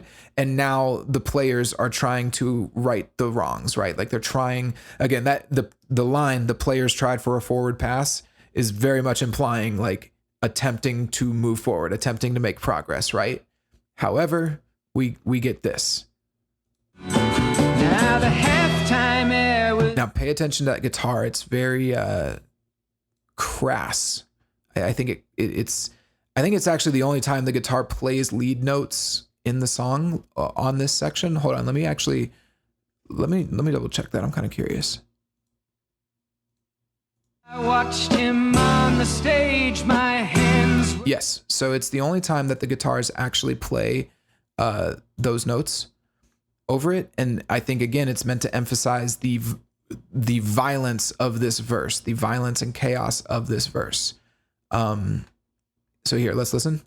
Now the halftime air was sweet perfume while the sergeants played a marching tune. We all got up to dance, but we never got the chance. Okay, super important lines here, extremely important lines. So first, let's break down kind of the more basic symbolism. So the halftime air was sweet perfume. This could be a reference to either war or culture. So you could say from a war perspective, it was the tear gas. I think one of the most common interpretations is it's tear gas being used by the military, either in various wars or against protesters.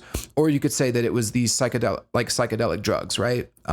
Because that was 60s was kind of the rise of that. So that idea of sweet perfume, it's a metaphor for something that is harmful and toxic, but also sweet and alluring, which I think, the military has a tendency to go towards things like that. Right. So anyway, he then says, what is it? The sergeants played halftime air was sweet perfume while sergeants played a marching tune.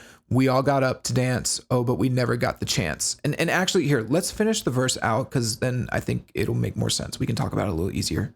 The players tried to take the field.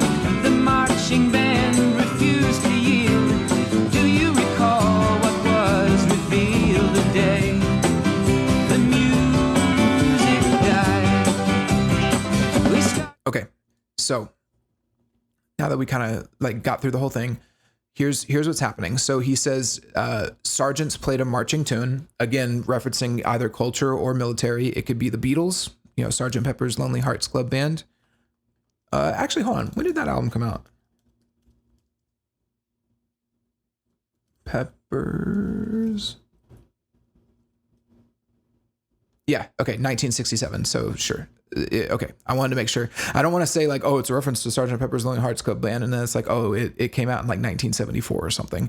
So anyway, okay. So it's a reference to either the Beatles playing, Sgt. Pepper's Lonely Hearts Club Band, or it could be literal military sergeants, right? the marching tune clearly being like the military force, essentially, like the sergeants playing, being them giving orders and things. So when you say that the players tried to take the field, in many ways that could be the protesters. They say the players tried to take the field, but the marching band refused to yield, can be the protesters losing against the military, the military not giving in. Or you could say that it is the Beatles completely taken over the music industry. Either way, it's this sort of like relentless attack, even though, or this like idea of like this push and pull, this relentless fight and chaos,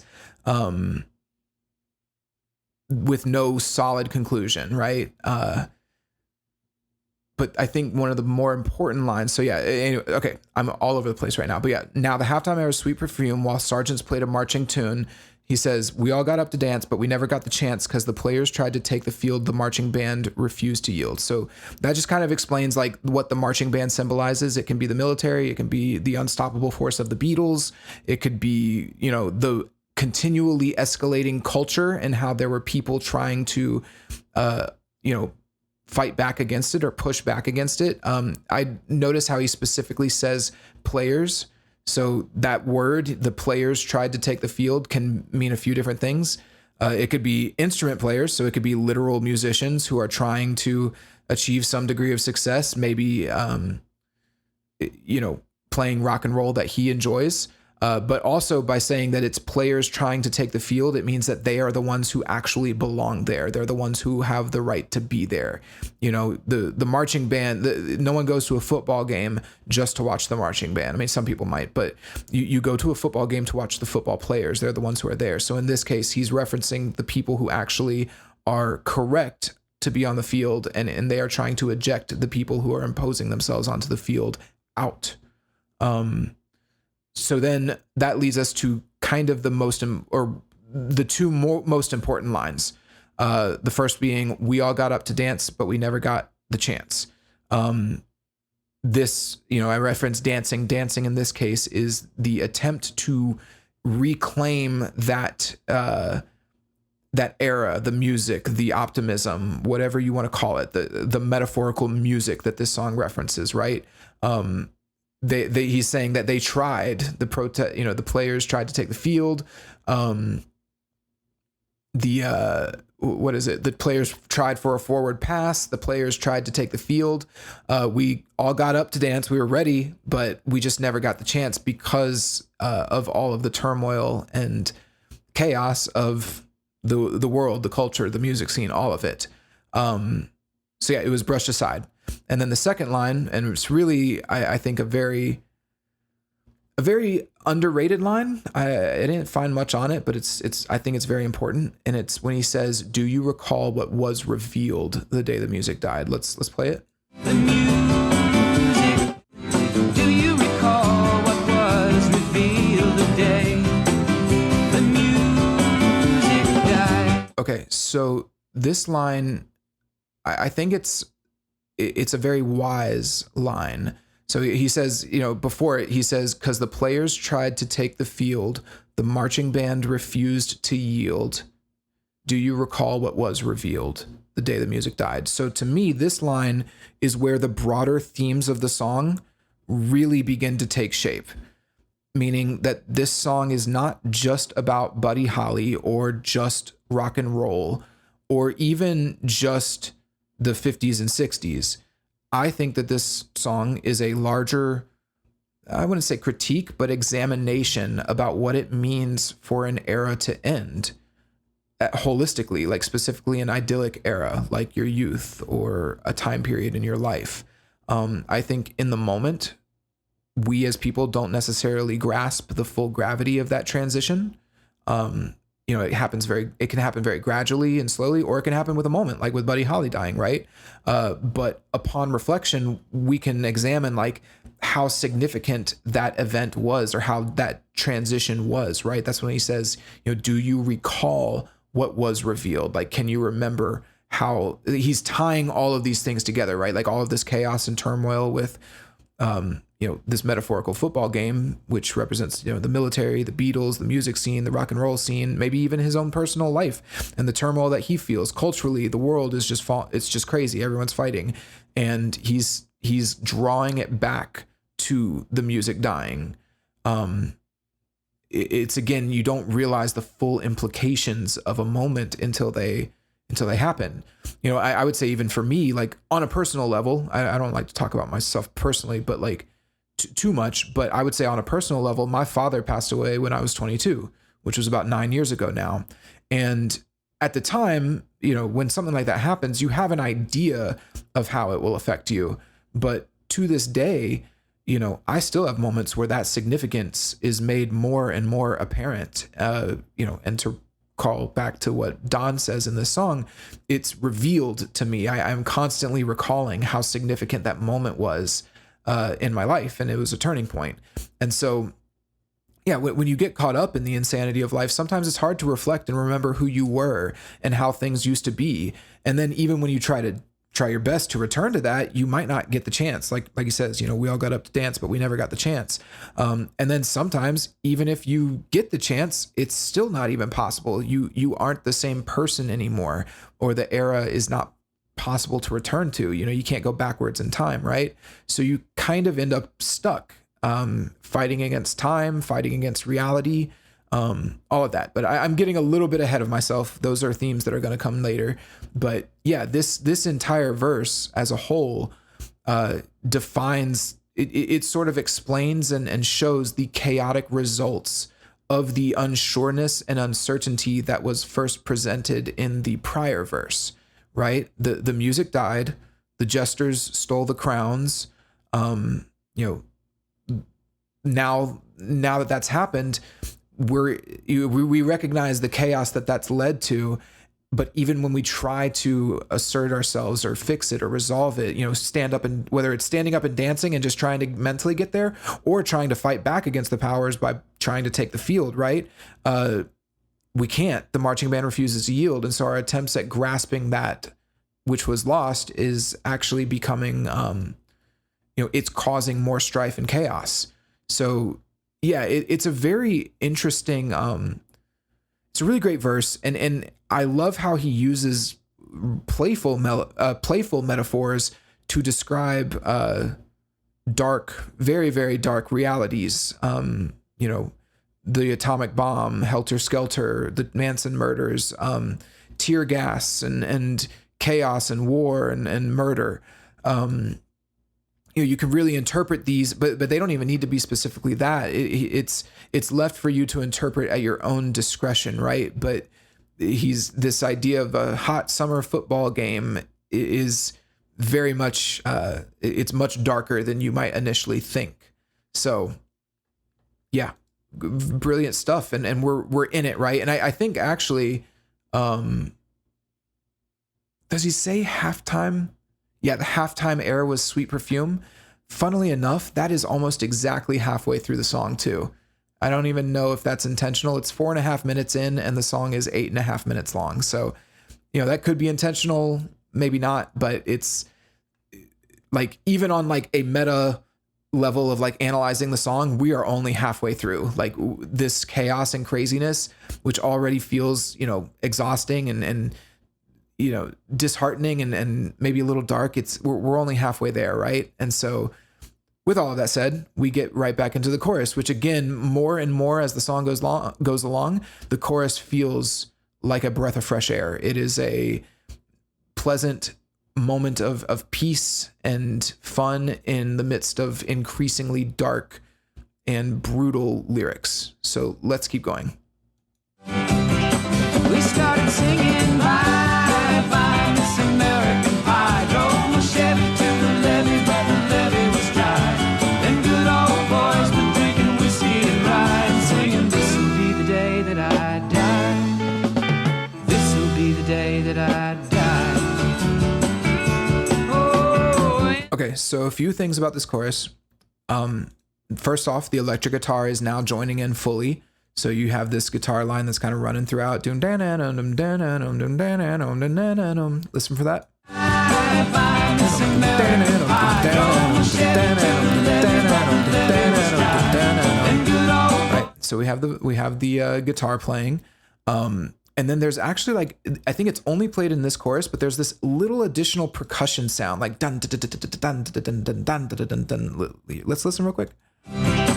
we started singing bye, bye, Miss American Pie. Drove my Chevy to the levee, but the levee was dry. You hear that? It's like dun dun dun dun dun dun dun dun dun. Here, listen for it right here.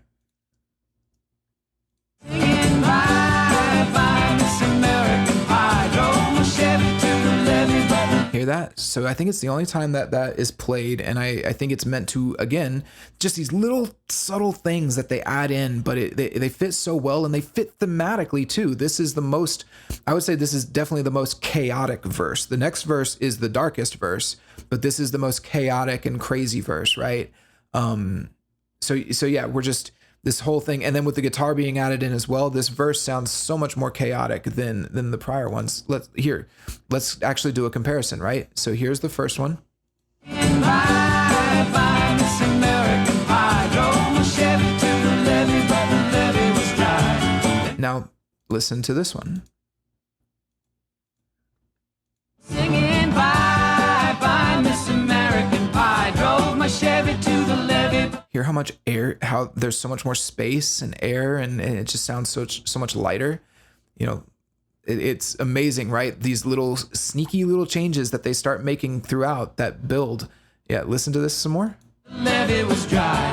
Them good old boys were drinking whiskey and rye. He even sounds younger. Like he has like a younger, brighter tone. Bye, bye, Miss American Pie. Drove my Chevy to the levee, but the levee was So much more chaotic and crazy. Really cool. Really, really cool. But okay. Then at the very end of the chorus, we have this buildup, and it's very fitting because this verse it's the last heavy verse, but it's a brutal one. So let's keep going. ride, singing, this'll be the day that I die. The guitar's playing. This'll be the day that I. Now pay attention to the piano here. I'll point it out when it comes in, but it's going to do a consistent build up. Dum dum dum dum. Listen right now.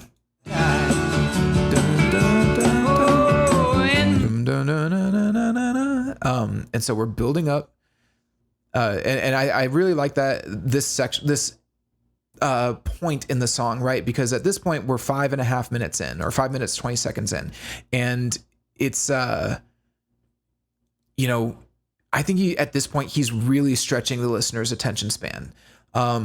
But that's kind of the point, right? We're on this journey with him, and it's meant to be exhausting. And I mentioned it earlier in the breakdown, but I think this is where it really starts to hit home, that exhaustion and how long this goes on. And at this point, it's not so much fun anymore. It's intense. I mean, it is fun. It's a fun song to listen to, but like it's very unconventional to have 4 verses and like 4 verses and 4 chorus. Oh my God, I can't talk. 4 verses and 4 choruses, one right after another, with the same drum beat throughout. But that's the whole thing, right? It's symbolic musical storytelling. Show don't tell, right? Instead of talking about how exhausting this time period was, he actually takes us through the exhaustion. I think a similar idea was actually captured on Billy Joel's song, "We Didn't Start the Fire," which I actually did do a breakdown of that as well. So go check that out if you're enjoying this. But I objectively think that this is a better song. I think it captures the exhaustion in a more artistically pleasing way. I think Don uses all of the same tactics as Billy Joel, which like building the chaos slowly over the course of the song, the long song length, and then adding on instruments and referencing many different events and moments. But in this song, I think that the metaphorical depth of the lyrics far exceeds the laundry list approach of "We Didn't Start the Fire." So fun stuff. But yeah, I do think the song is a little bit better. But if you're interested, go listen to my breakdown of "We Didn't Start the Fire." Anyway, so to recap, just because I think, again, we're at the point where the song has been going on for a long time, and there's been a lot thrown at us in these past few verses, and I've gone through them relatively quickly. Maybe, but let's recap. So the first verse at the very beginning of the song set it up as sort of a nostalgic fairy tale told from the perspective of an older man reflecting on his past. Specifically, it's about the day that he found out Buddy Holly died. Verse 2 explains his teenage years as a hopeful Bronco buck with a carnation and a pickup truck. He had the world at his feet. He was ready to go, but something happened when the music died, right? Verse 3 then describes some of the building turmoil and uncertainty that was happening in the culture, in music, and is actually a very common occurrence in early adulthood. Watching jesters receive accolades and praise when they don't deserve it. And then finally we have verse 4, the one we just covered, which is kind of a midday explosion, right? I mean, you could call it a midlife crisis, but it's actually almost literally an explosion with the atomic bomb, right? But you have war, drugs, artists and players and military all vying for the field, which is making it impossible for anyone to actually dance. And that's kind of the important note here, is all of this chaos no one can dance. No one can enjoy the music anymore. It's dead. And he points out specifically, tying all of these things in, do you see what happened to everything, not just music, but to our culture, to our world when that music died? So then we get into this next verse, which is, this is verse 5, and it is I would say it's a harrowing climax. It's very dark, and let's go through it. Let's just get on. We were all in one place, a generation lost in space. Sorry, I forgot about the next line. No time left to start again. Okay, so again, the lines here are, we were all, does he say there? Oh, and there we were all in one place, a generation lost in space with no time left to start again. So he's referencing the space age, or implying the space race, right? Which, when you think about like this context of the song, right, with it, entering a new era, or the feeling nostalgia for a bygone era, I it's so funny thinking about like how monumental the space race was in the context of history, right? Like, we're going to the moon. Like, if there isn't anything, like, if you can't see how much of a change that is, that's a huge change just in humanity as a species, right? And so him saying, a generation lost in space, like we're lost there. Obviously, being lost in space can be a metaphor for just feeling lost in your life and lost in the world, right? But to imply the space race really drives home how monumental the change of that time period was. Right. And then to say with no time left to start again, it's kind of this idea of the collapsing culture of the late 60s, right? How crazy things were getting, and there's no more time. Like, we can't go backwards. We can't get back to it anymore. Everything's changed too fast. And I shouldn't say we, they as a generation were running out of time just in their lives. They're getting older. So he's setting this up again, right? The time frame where they're at, what the mental state is. So let's see where he goes with it. No time left to start again. So come on, Jack, be nimble, Jack, be quick. Jack Flash sat on a candlestick, 'cause fire is the devil's only friend. Okay, so I love these lines. I've always loved these lines.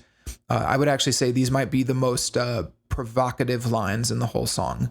So he says, Jack be nimble, Jack be quick, Jack Flash sat on a candlestick, 'cause fire is the devil's only friend. These lines are so strange and unnatural and eerie, with numerous implications, right? He's taken an innocent nursery rhyme, which is, Jack be nimble, Jack be quick, Jack jumps over the candlestick, right? But he's turned it into something, strange and creepy and unholy, right? you could say like sitting on the candlestick can have multiple meanings. I'll just leave it at that. So what he's talking about is saying like rock and roll has transformed into something devilish since Holly's death. And in fact, Jack Flash actually references a Rolling Stones song, which is very fitting considering the next few lines. So this is important too, because it's something I've wondered about as well. And I didn't realize it until this song, but there was a period, or I shouldn't say I didn't realize it, but I've wondered about it, which was, there was a point where rock and roll was a very like kosher genre. It was fun. It was friendly. Everyone kind of was cool with it. And then it became like the devil's music. It specifically was the devil's music. And I think that's what he's talking about here. This movement from rock and roll. Well, this is a big part of the meaning of the song, right? The death of Buddy Holly has led now from rock being beautiful and spiritual. Actually, can it save your mortal soul? Like it has the ability to save your mortal soul, to now it's devilish and dark. We'll talk about that a little bit more in a second, because the next few lines are very relevant. But he also is saying here that the broader American culture has lost his innocence, right? The idea that you take this nursery rhyme and you make it something unholy and dark. So yeah, it's very, there's many meanings, but I think the final meaning, and because I don't want to talk too much here because there's so much left to talk about on this verse, but I do want to point out that, he's talking about a broader American culture, rock and roll as a whole, but I think he's also talking about himself. This is a very personal journey as well. I know that that's not how people typically interpret this song, but I am absolutely emphasizing this is more than this is a deeply human song that everyone can relate to. It is not just about rock and roll music or the culture of the 50s and 60s. This song is about being, being a human essentially, and what that means in a lot of ways. So he is now a person who is overcome with rage. He has lost that optimism. He is no longer the bucking bronco with a pink carnation and a pickup truck. And that is emphasized by these next lines, which are very specifically put during that, minor key motif that I've been referencing. So let's play them. Oh, and as I watched him on the stage, my hands were clenched in fists of rage. No angel born in hell. Note that hesitation on rage. Rage. No angels were clenched in fists of rage. No angel born in hell could break that Satan's spell. So in context to other lines, these are not happy. These are not fun. This is a very, you can feel the anger and the rage coming from this character, coming from this narrator, right? Surprisingly, these lyrics actually could be literal. They're symbolic for sure, but they could also be literal. He is, there's a very good, it's pretty much confirmed at this point. He is referencing an incident at a Rolling Stones concert where they hired Hell's Angels, the motorcycle group, to be security. There was a concert goer there who was high on meth, and one of the Hell's Angels actually killed him. And this is considered I had to look all of this up. I wasn't alive, but this was considered the end of the innocence of the 60s, which is kind of ironic considering that this whole song is about how innocence died a decade earlier, right? But this can also be, that frustration. And as I watched him on the stage, my hands were clenched in fists of rage. No angel born in hell, again, wordplay on Hell's Angels, could break that Satan spell. This can be frustration at anyone, right? The politicians, world leaders, your boss, right? You are not on the stage, which again, that was his whole dream, right? The character's dream was to give the people fun and make them laugh and happy, make them smile. Remember how optimistic he was at the beginning of the song? What did he say? I knew if I had my chance, I could make those people dance and maybe they'd be happy for a little while. I can still remember how that music used to make me smile. And now he's watching, because this is directly referencing Rolling Stones, right? With the Jack Flash line before. He is very clearly he's angry. He's watching the music now, and it makes him angry. He is no longer that optimistic person. He's frustrated and pissed. And so, yeah, the stage, but it's very, again, kind of like with the gym where he says, I saw you dancing in the gym. He uses timeless language here by saying the stage. The stage is a very specific thing, but it's also a broad concept that can be interpreted in many different ways. It's a timeless concept, right?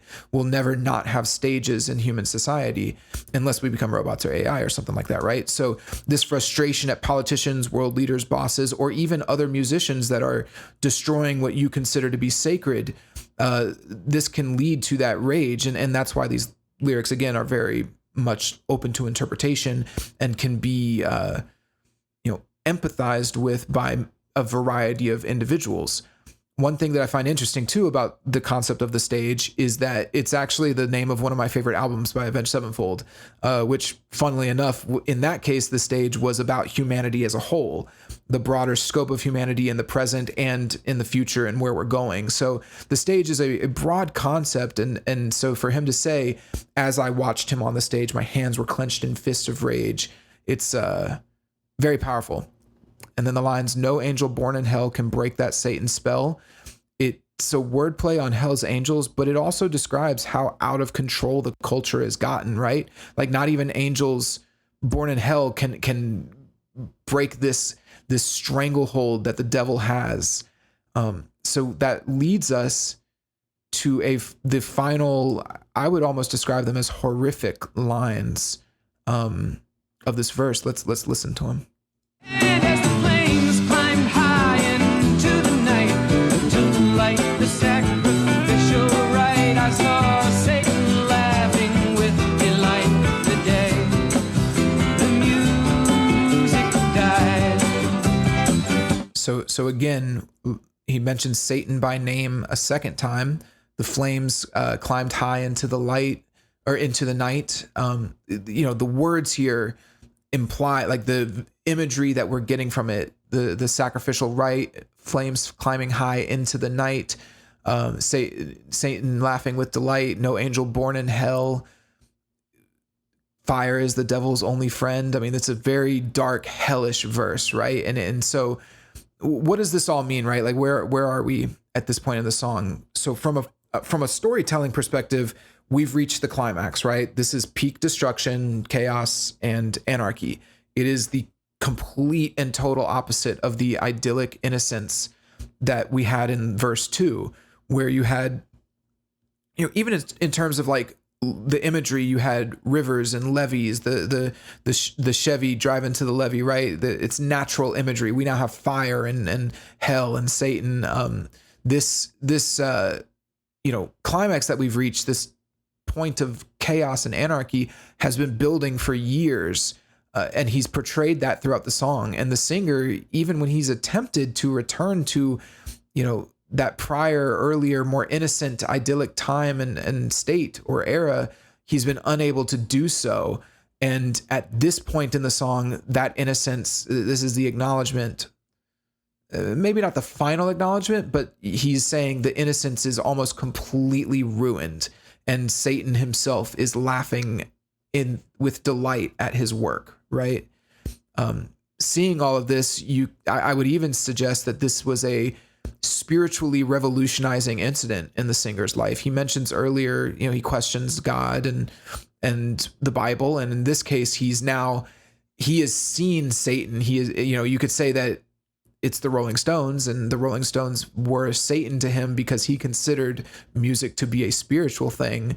But yeah, I mean, actually, that's kind of what I was saying, is that's what's happened here. He has seen the complete and total destruction of his genre, where now, the concerts, which used to be so much fun and holy and sacred to him, they are now full of hell's angels and music about drugs and death and hell and the devil, and the fans are on meth and they're dying and getting killed. And it is a massively spiritual moment for our narrator, for our character, right? And so what's funny about this too, I want to point this out, is that the music has stayed the same throughout this. I mean, it's chaotic and crazy, but there is this eerie juxtaposition between the music staying the same, right? But then the lyrics continually get darker and darker and darker. It kind of emphasizes how dark this song actually gets by keeping the music the same. One other interesting note that I wanted to talk about is something that I've thought about for a long time, which was the way that counterculture dominates music. This is actually one of the influences behind my channel, is this idea that, music is this emotional or political or rebellious art form. I've always found that to be insane. Music is beautiful, and it can be so, like, it can be rational and thoughtful and, again, holy and sacred and beautiful. And I think that art that is made in rebellion, personally, I actually think it tends to be weak. This deconstructionist art that people make, because it's typically wrapped up in some form of meta commentary or counterculture against beauty, right? Or traditional beauty. Like, how can I make the weirdest, craziest breakdown? Or how can I, set the listener off, or like mess with the listener? And I've always felt like that's a strange way to approach it. Making music that is subversive to what the listener would expect is, it can have its moments. It can be interesting, but I think that the logical conclusion of that is to subvert constantly established standards, is deconstruction into nothingness. To me, music and art was us actually taking the chaos of the world, the emptiness of sound, or the chaos of sound, right, and molding it into something beautiful and orderly and meaningful. And if we destroy that and rebel against, that, we really just end up at random noise. And it's funny when you talk to music fans who are super into trance or noise music, that's actually the music they listen to. It's just noise. And I think it's garbage, honestly. It's the exact opposite of what good art is supposed to be, which is a construction of beauty. So yeah, and I don't, when I say it's just noise, I don't mean the way that boomers might have looked at Iron Maiden or Metallica. I mean literal, just noise. It's just droning sounds and random drum beats. And it's that is the natural conclusion of constant subversion and deconstruction, is this chaos and nothingness. So I find it very interesting that this song was actually recommended to me by someone who commented, and it's very pertinent to my channel and what I want to talk about, which is rationally analyzing your art and what it is and what it represents. Because if your art only exists to subvert what people believe art is, I think that it's going to be weak. It's not going to stand up. You are destroying the statue, but you don't actually build anything. You don't build a statue.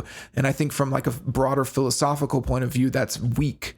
It's hollow. It's the illusion of meaning and the illusion of depth, right? So yeah, it's just very interesting the way that this song is addressing this, right? Because from an interpretive angle, what he's talking about at this point is the downfall of rock music, where it became, music for the devil. He's talking about the culture, full of anger and rage and protests and war, death and violence. He's also talking about himself in his own life. He is now full of rage, and this rage has led him to a dark place.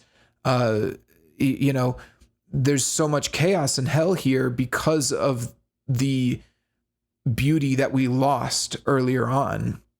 And so, and I think that these lyrics, even though they're dark and hellish, actually are great examples of the beauty of well-constructed lyrics, that there's so many different meanings and ways you can look at them and interpret them. This is my interpretation. Somebody else might have a different one, and we could maybe debate on those interpretations, but that's the beauty of great art and great lyrics, right? They can have many meanings that work simultaneously without being stupidly ambiguous, right? I'm talking about, cliche love songs or pop songs that say you hurt me and now I'm mad. That's stupidly ambiguous, because that could be anything. You could talk about anyone doing anything to you. It's not, it's too open-ended to actually have true depth, where here he has a very clear message he's trying to get across about the downfall of rock, and he's doing it with beautiful, though hellish, language, with that has deep metaphorical depth. So yeah, that's where I feel this song is at this point, is the downfall of the music that he considered sacred and beautiful and joyful, that would make people happy, and how it's been stolen and ravaged by artists like the Rolling Stones, who have made it the devil's music. So there we are. So then we get into the final chorus with the drums. He was singing bye, bye, Miss American Pie. Drove my Chevy to the levee, but the levee was dry. Them good old boys were drinking whiskey and rye, and singing, this'll be the day that I die. This'll be the day that I die. Okay, before we get into the next part, let's talk about this. So think about this now, like broadly. We are now at the 5th chorus. And especially after those lyrics, this chorus almost feels more exhausting than relieving, right? Like we've come so far. We're now at 6 minutes and 32 seconds, roughly. Am I right? Yeah, we're at 6 minutes, 32 seconds here. This'll be the day. So we've been in this chaos and insanity for 5 minutes straight. We've gone through so many ups and downs, and it's climaxed with the devil and hell and Satan and fire, just the destruction of rock and roll, the destruction of our culture, murder and death. So the question now, because it's gone, that's the implication, is that it's all destroyed and gone. So how does this now end? And I think that's what we're going to find out here. So let's listen. I died. I met a girl who sang the blues, and I asked her for some happy news, but she just smiled and turned away. Beautiful piano. Oh my God, beautiful piano. It's so great. So yeah, after he sings that final, "This'll be the day that I die," you have this nice, like very quick, very, like it comes in immediately after he says, "This will be the day I die." The piano comes in, which I take as it's meant to snap us out of that chaos. It's we've reached peak chaos, right?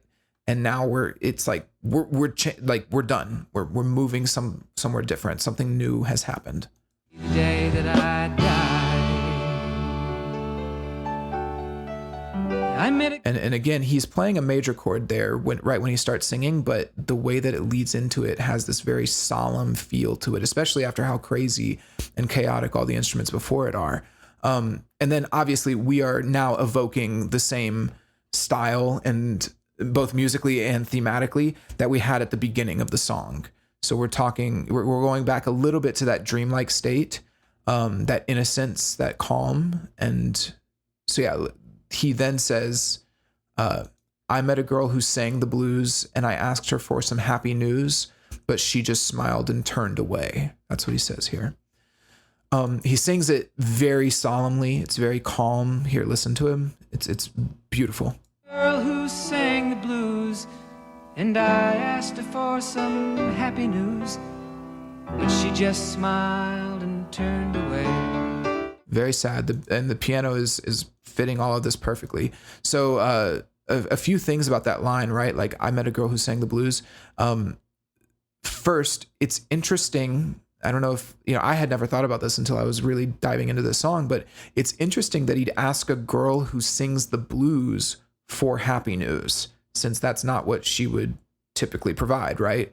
I think the implication here is that at this point, he's so desperate for some sort of happiness or levity that he will even go to an unlikely source to try to find it.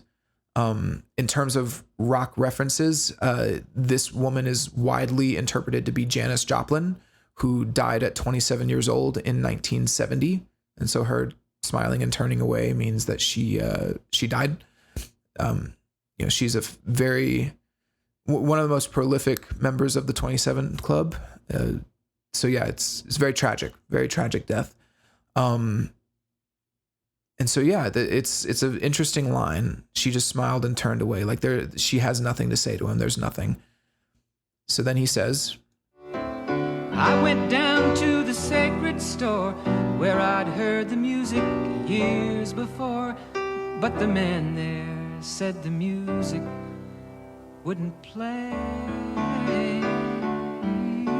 Again, after everything that our narrator has been through, he is now sort of mentally separating himself from that chaos, and he is making a concerted effort to, a last ditch effort to try to return back, to go backwards. So when he says, I went down to the sacred store, again, this character, the narrator, considers music to be sacred. And so he is trying one last attempt. He's going back to the store where he'd heard the music years before, but the man there said the music wouldn't play. So he is, you could say this is a literal reference, like a returning to a literal location from your past. It's an era of time or a culture that you miss and you're trying to return to it, but it's gone. It won't play anymore. It's completely gone. So I mentioned earlier that like the chaos of the devil was the destruction of it all. This is the final nail in the coffin, that it is gone. You cannot go backwards. You can't bring it back. And so what happens when you can't bring it back? And in the streets the children screamed, the lovers cried and the poets dreamed, but not a word was spoken. The church bells all were broken. So in this event where the music has died, it's gone. Again, the music being a metaphor for multiple things, rock and roll, for culture, for youth and optimism, all of these things, right? The magic of what he considers to be, a certain level of cultural magic that is now gone. We have a world of irrationality. It's almost like animalistic, right? We're crying and screaming and dreaming and whatever, right? But any sense of like normal, rational society is gone. I think you could also imply that Christian society is gone with the church bells being broken. But the an important factor here is that the church bells also are musical instruments. And so he is bringing up a physical interpretation of the holy music being broken and gone. So this is the world we're in now. It's lost all semblance of normalcy. It's chaos. It's, and it's sad. He feels sad about it. It's a very somber, very, very somber section here.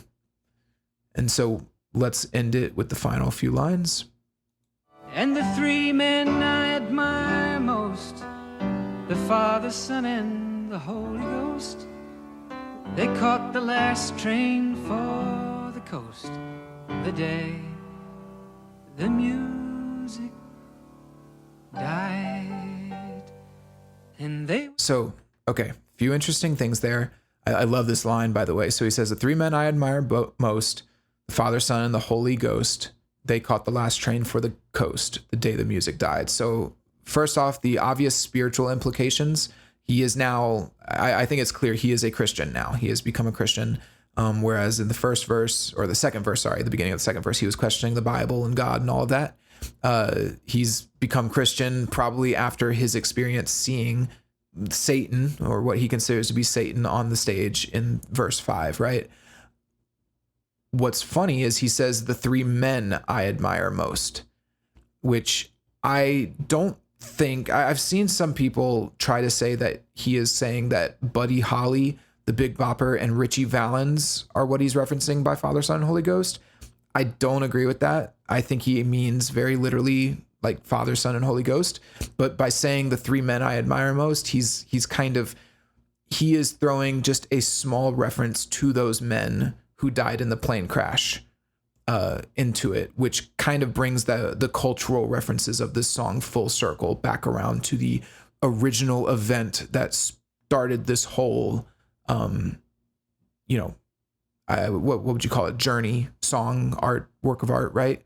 So there is a little reference there in terms of the three men who died in the plane crash, but the broader meaning and the conclusion of this very sorrowful bridge is that he is implying that even God himself has left. God, Father, Son, and Holy Ghost, they are all gone, because the coast in this case is clearly a metaphor for being absent, leaving. It could be death, but essentially by saying the last train for the coast, there's no coming back. It's a very powerful line. It's a very sad, sorrowful line. This idea that everything's destroyed.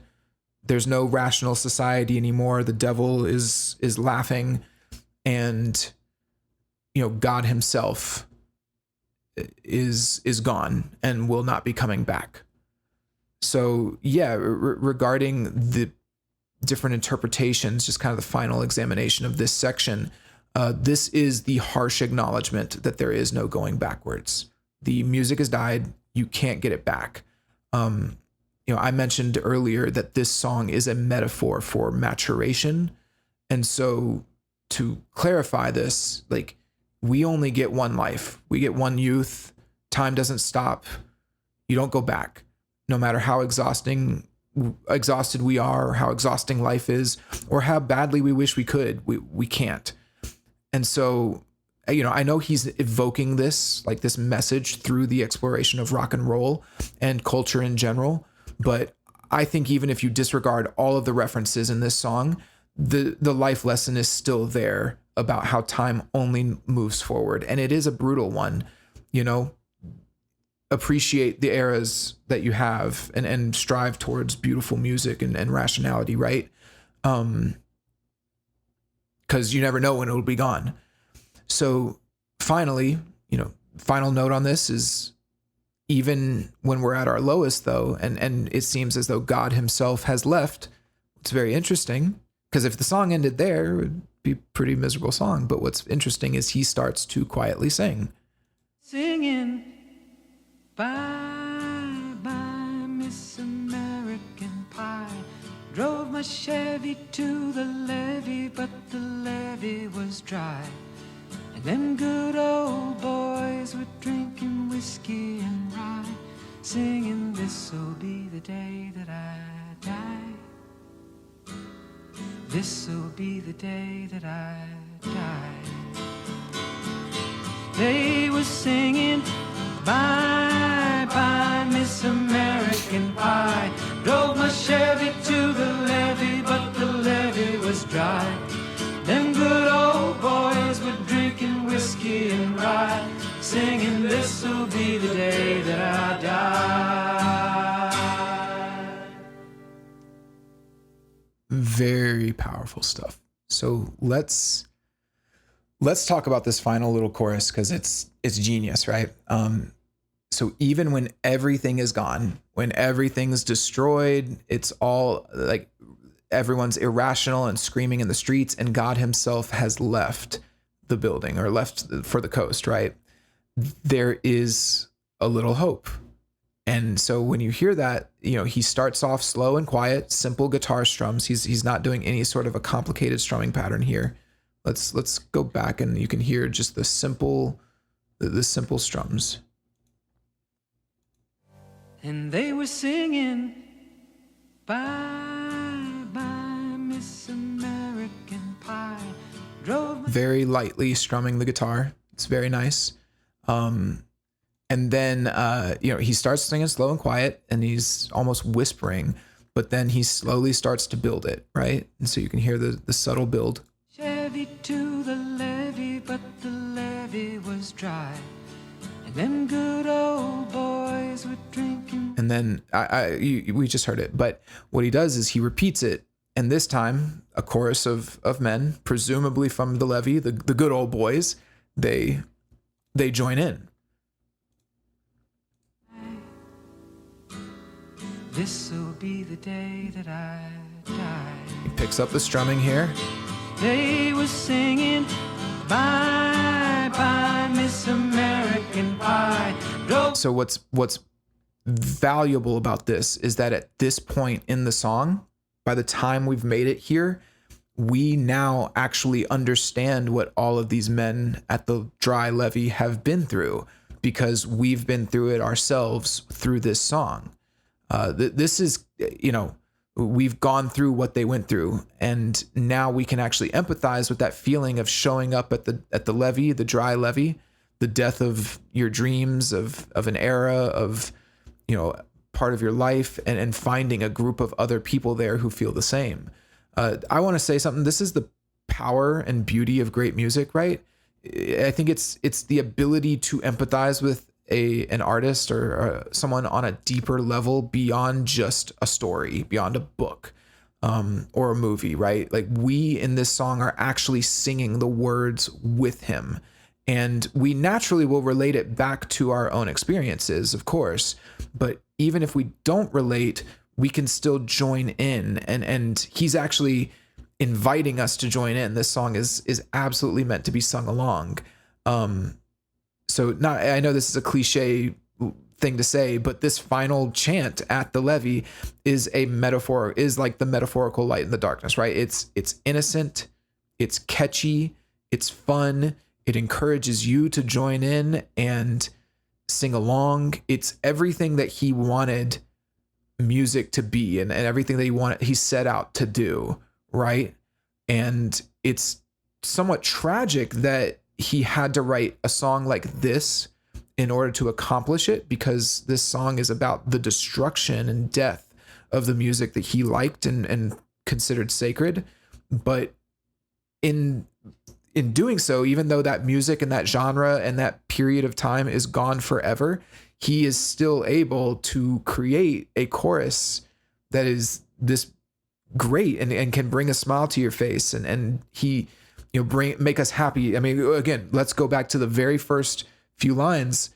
I can still remember how that music used to make me smile. I knew if I had a chance, I could make those people dance, and maybe they'd be happy for a while. And, again, there's a tragic element that he had to go through all of this in order to create this song, but he's accomplished his goal at the end, which is the hope. That's what I mean by the light and the darkness. Like, he's still able to make music that is beautiful and can make you happy just for a moment, right? But that kind of brings us into that brings us into what is probably the most impactful and important line in the whole song, which is, "This will be the day that I die." So this line, first off, I mentioned this before, but the chord that he plays on the word die is actually kind of a happier chord, but it resolves back to the root. He says, "This will be the day that I die." When he says "this will be the day," he's playing sad chords. Will be the day that I die. Right. Boys were drinking whiskey and rye, singing "This will be the day Minor chord, that I die. happy chord, jazz chord. This will be." So it's the exact opposite of what you would expect to happen here, right? He's saying this, today's the day that I die, then I won't see what comes tomorrow. My future is done, right? So why is he playing these happier, jazzier chords over that word die? Well, not to state the obvious, but essentially he is saying that no one who sings this line actually plans on dying today. So in fact, it's the opposite. When you sing that line, "This will be the day that I die," it actually seems to be invigorating. And I'd like to kind of explore that, because this line is so powerful. So going back to an earlier note, right? There is something immensely sad, but also kind of relieving about accepting the loss of something within you, like your youth, your dreams, your ambitions, or fantasies about how your life was going to turn out.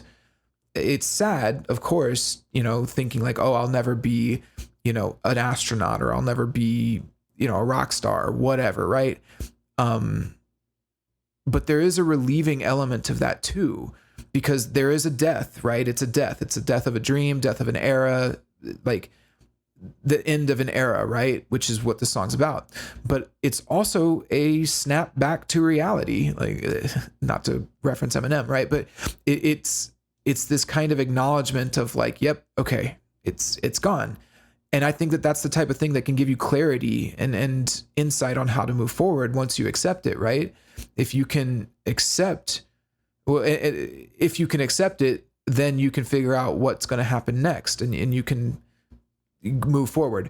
And also, this is kind of what leads into this line specifically. I think when you accept the loss of your youth or the loss of a time period, there is, intrinsically in there an acceptance of old age being gained. Like you are now a different person. You've moved forward, which inevitably, I believe, leads to thoughts of your own mortality, your own death. And so when we say this will be the day that I die, maybe it's subconscious.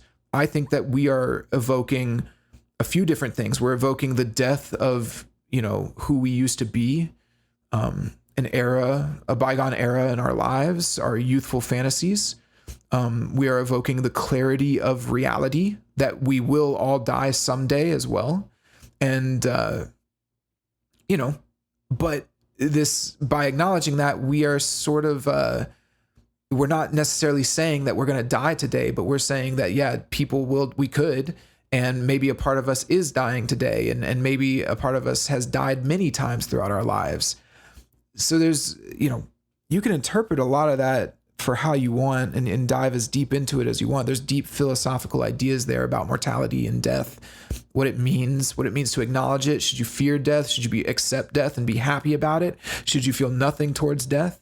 But I bringing it back to this song, there are unbelievably powerful ideas here, and they're all condensed into this one line, and it's presented in such a way that it's actually relieving and comforting for the listener to acknowledge it and sing it and honestly shout it, right? This will be the day that I die. It's this weird sort of like human psychology thing where it's such a dark line if it's taken on its face, but in the context of this song and the death of everything that's happened, or the death of what this singer considered sacred and the end of an era and all of that, you can acknowledge it and move forward with hope, right? And so, and then as if that wasn't enough, he actually brings in a crowd of people to sing it, which I think is another very important aspect of this song, which is the community part of it. This is everything that I've talked about prior to this was universal human experiences. We will all die.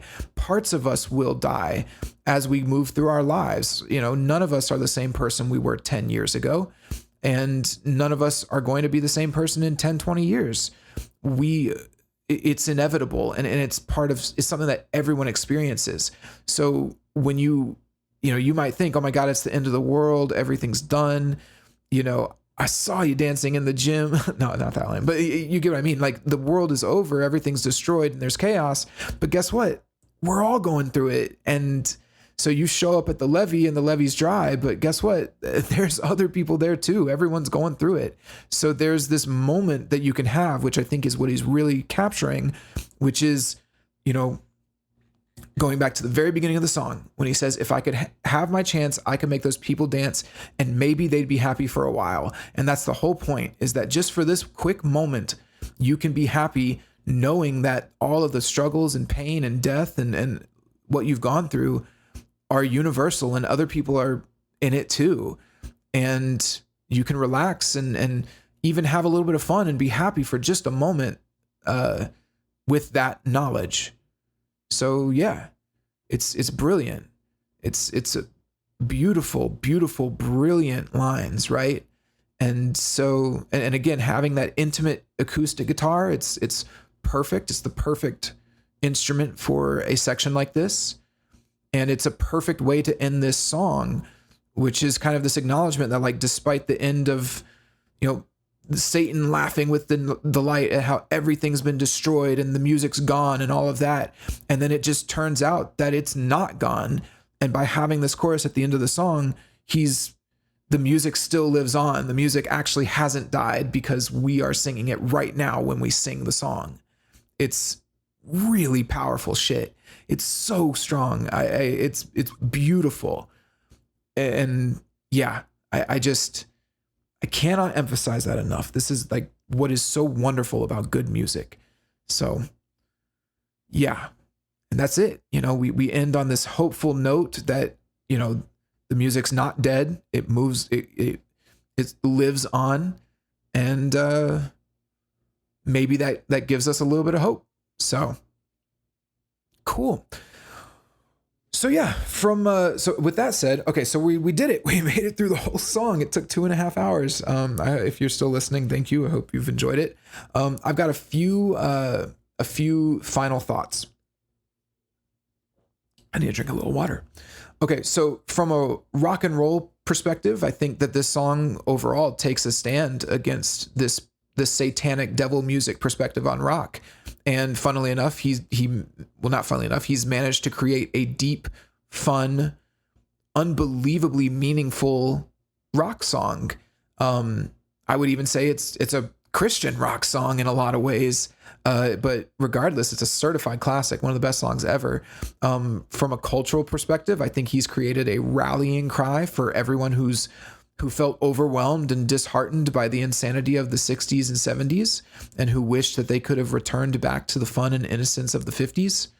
And then from a personal, life metaphorical standpoint, he's captured deep, deep human experiences, core human experiences, the loss of youth, the awareness of mortality, the sadness and nostalgia that come hand in hand with memories of your past and eras that are now gone. But he provides a moment of relief at the end and reminds the listener that, everyone's going through it, and maybe it's not all dead. Maybe it's not all coming to an end, and there is hope for the future.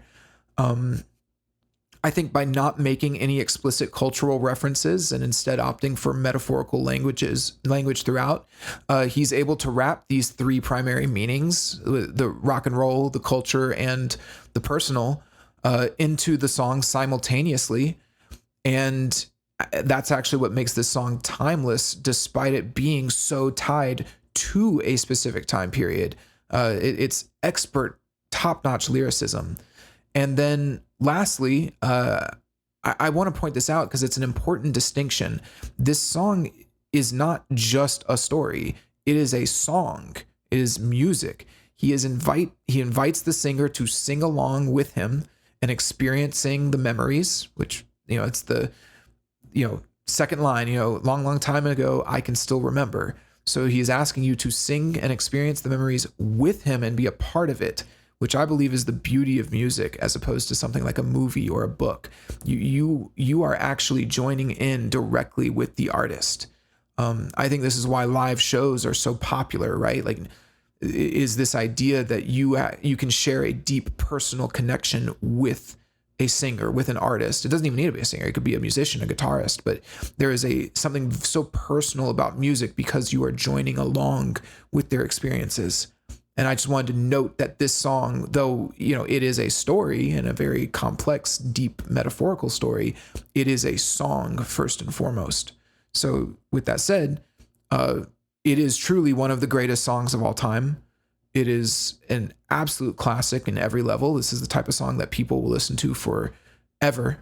And it really was a pleasure to dive into it like this. It was wonderful. So yeah, let's close this out with my little final, I have a template for analyzing songs that I like to go through because, again, the whole point is that you can rationally and analytically explore music, objectively analyze music.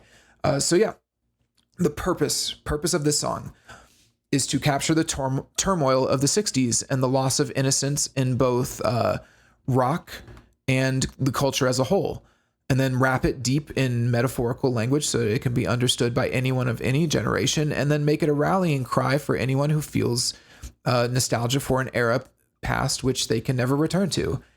Simple purpose, really.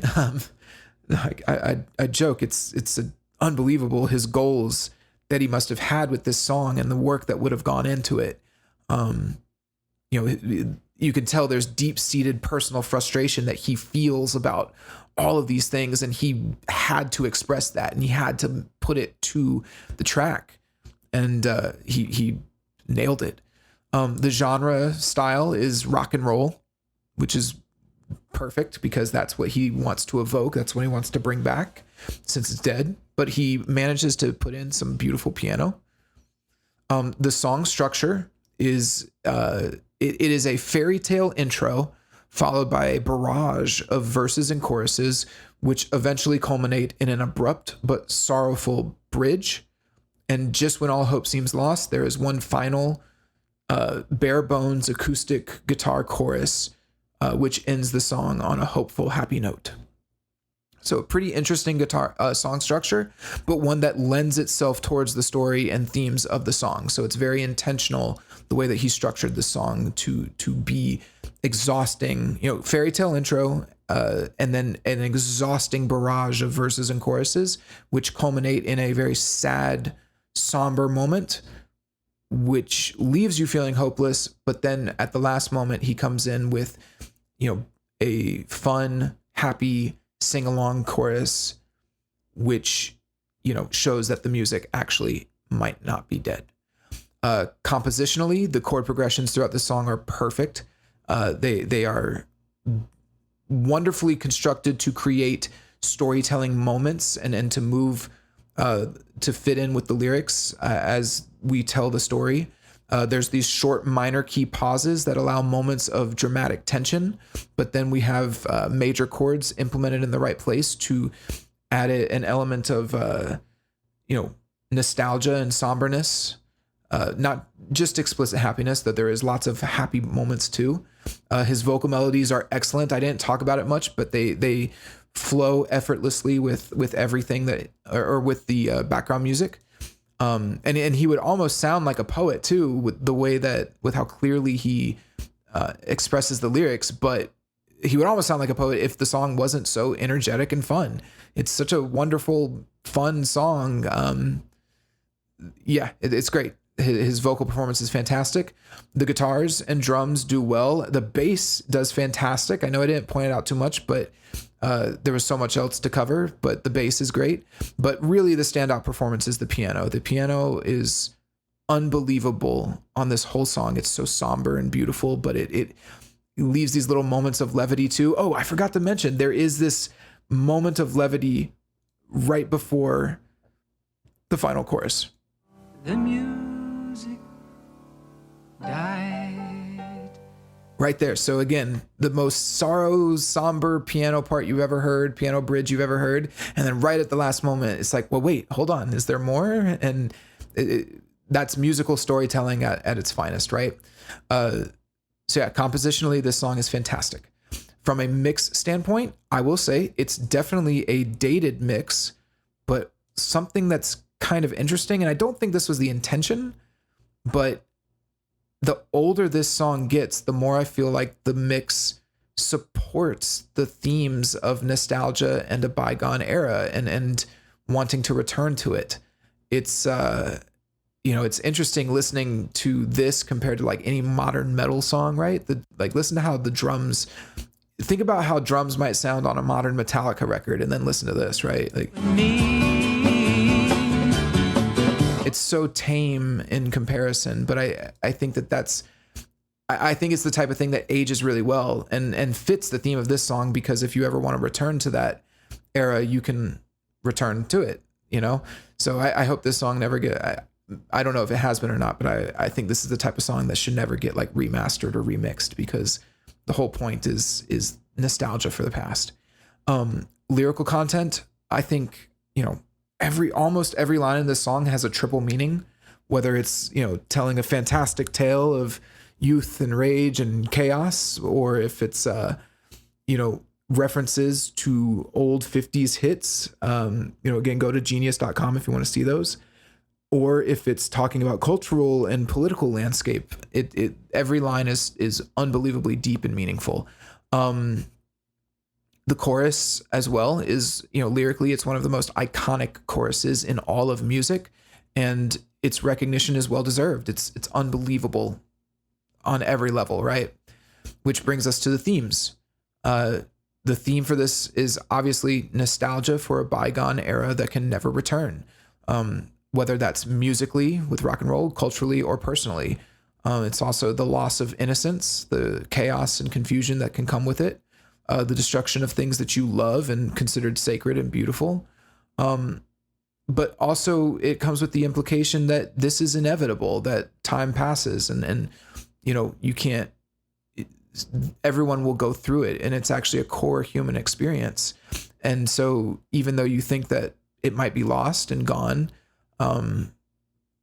maybe by it being something that's shared amongst everyone, there's a certain degree of hope that can be found despite the loss of the things that you loved, or the time period, or the era that you cherished.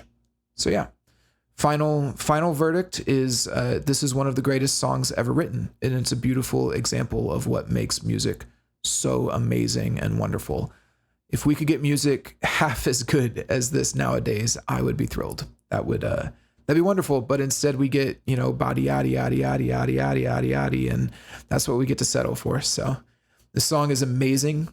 I hope that you've enjoyed this breakdown. I know I didn't cover every single reference, but I would like to think that I did it in symbolic and thematic justice. And it's late. This has been a long one. My voice is getting tired if you can't tell. So I'm going to sign off now, but I hope you enjoyed it. Please like the channel and subscribe. I'd really appreciate it. And that's it. Peace.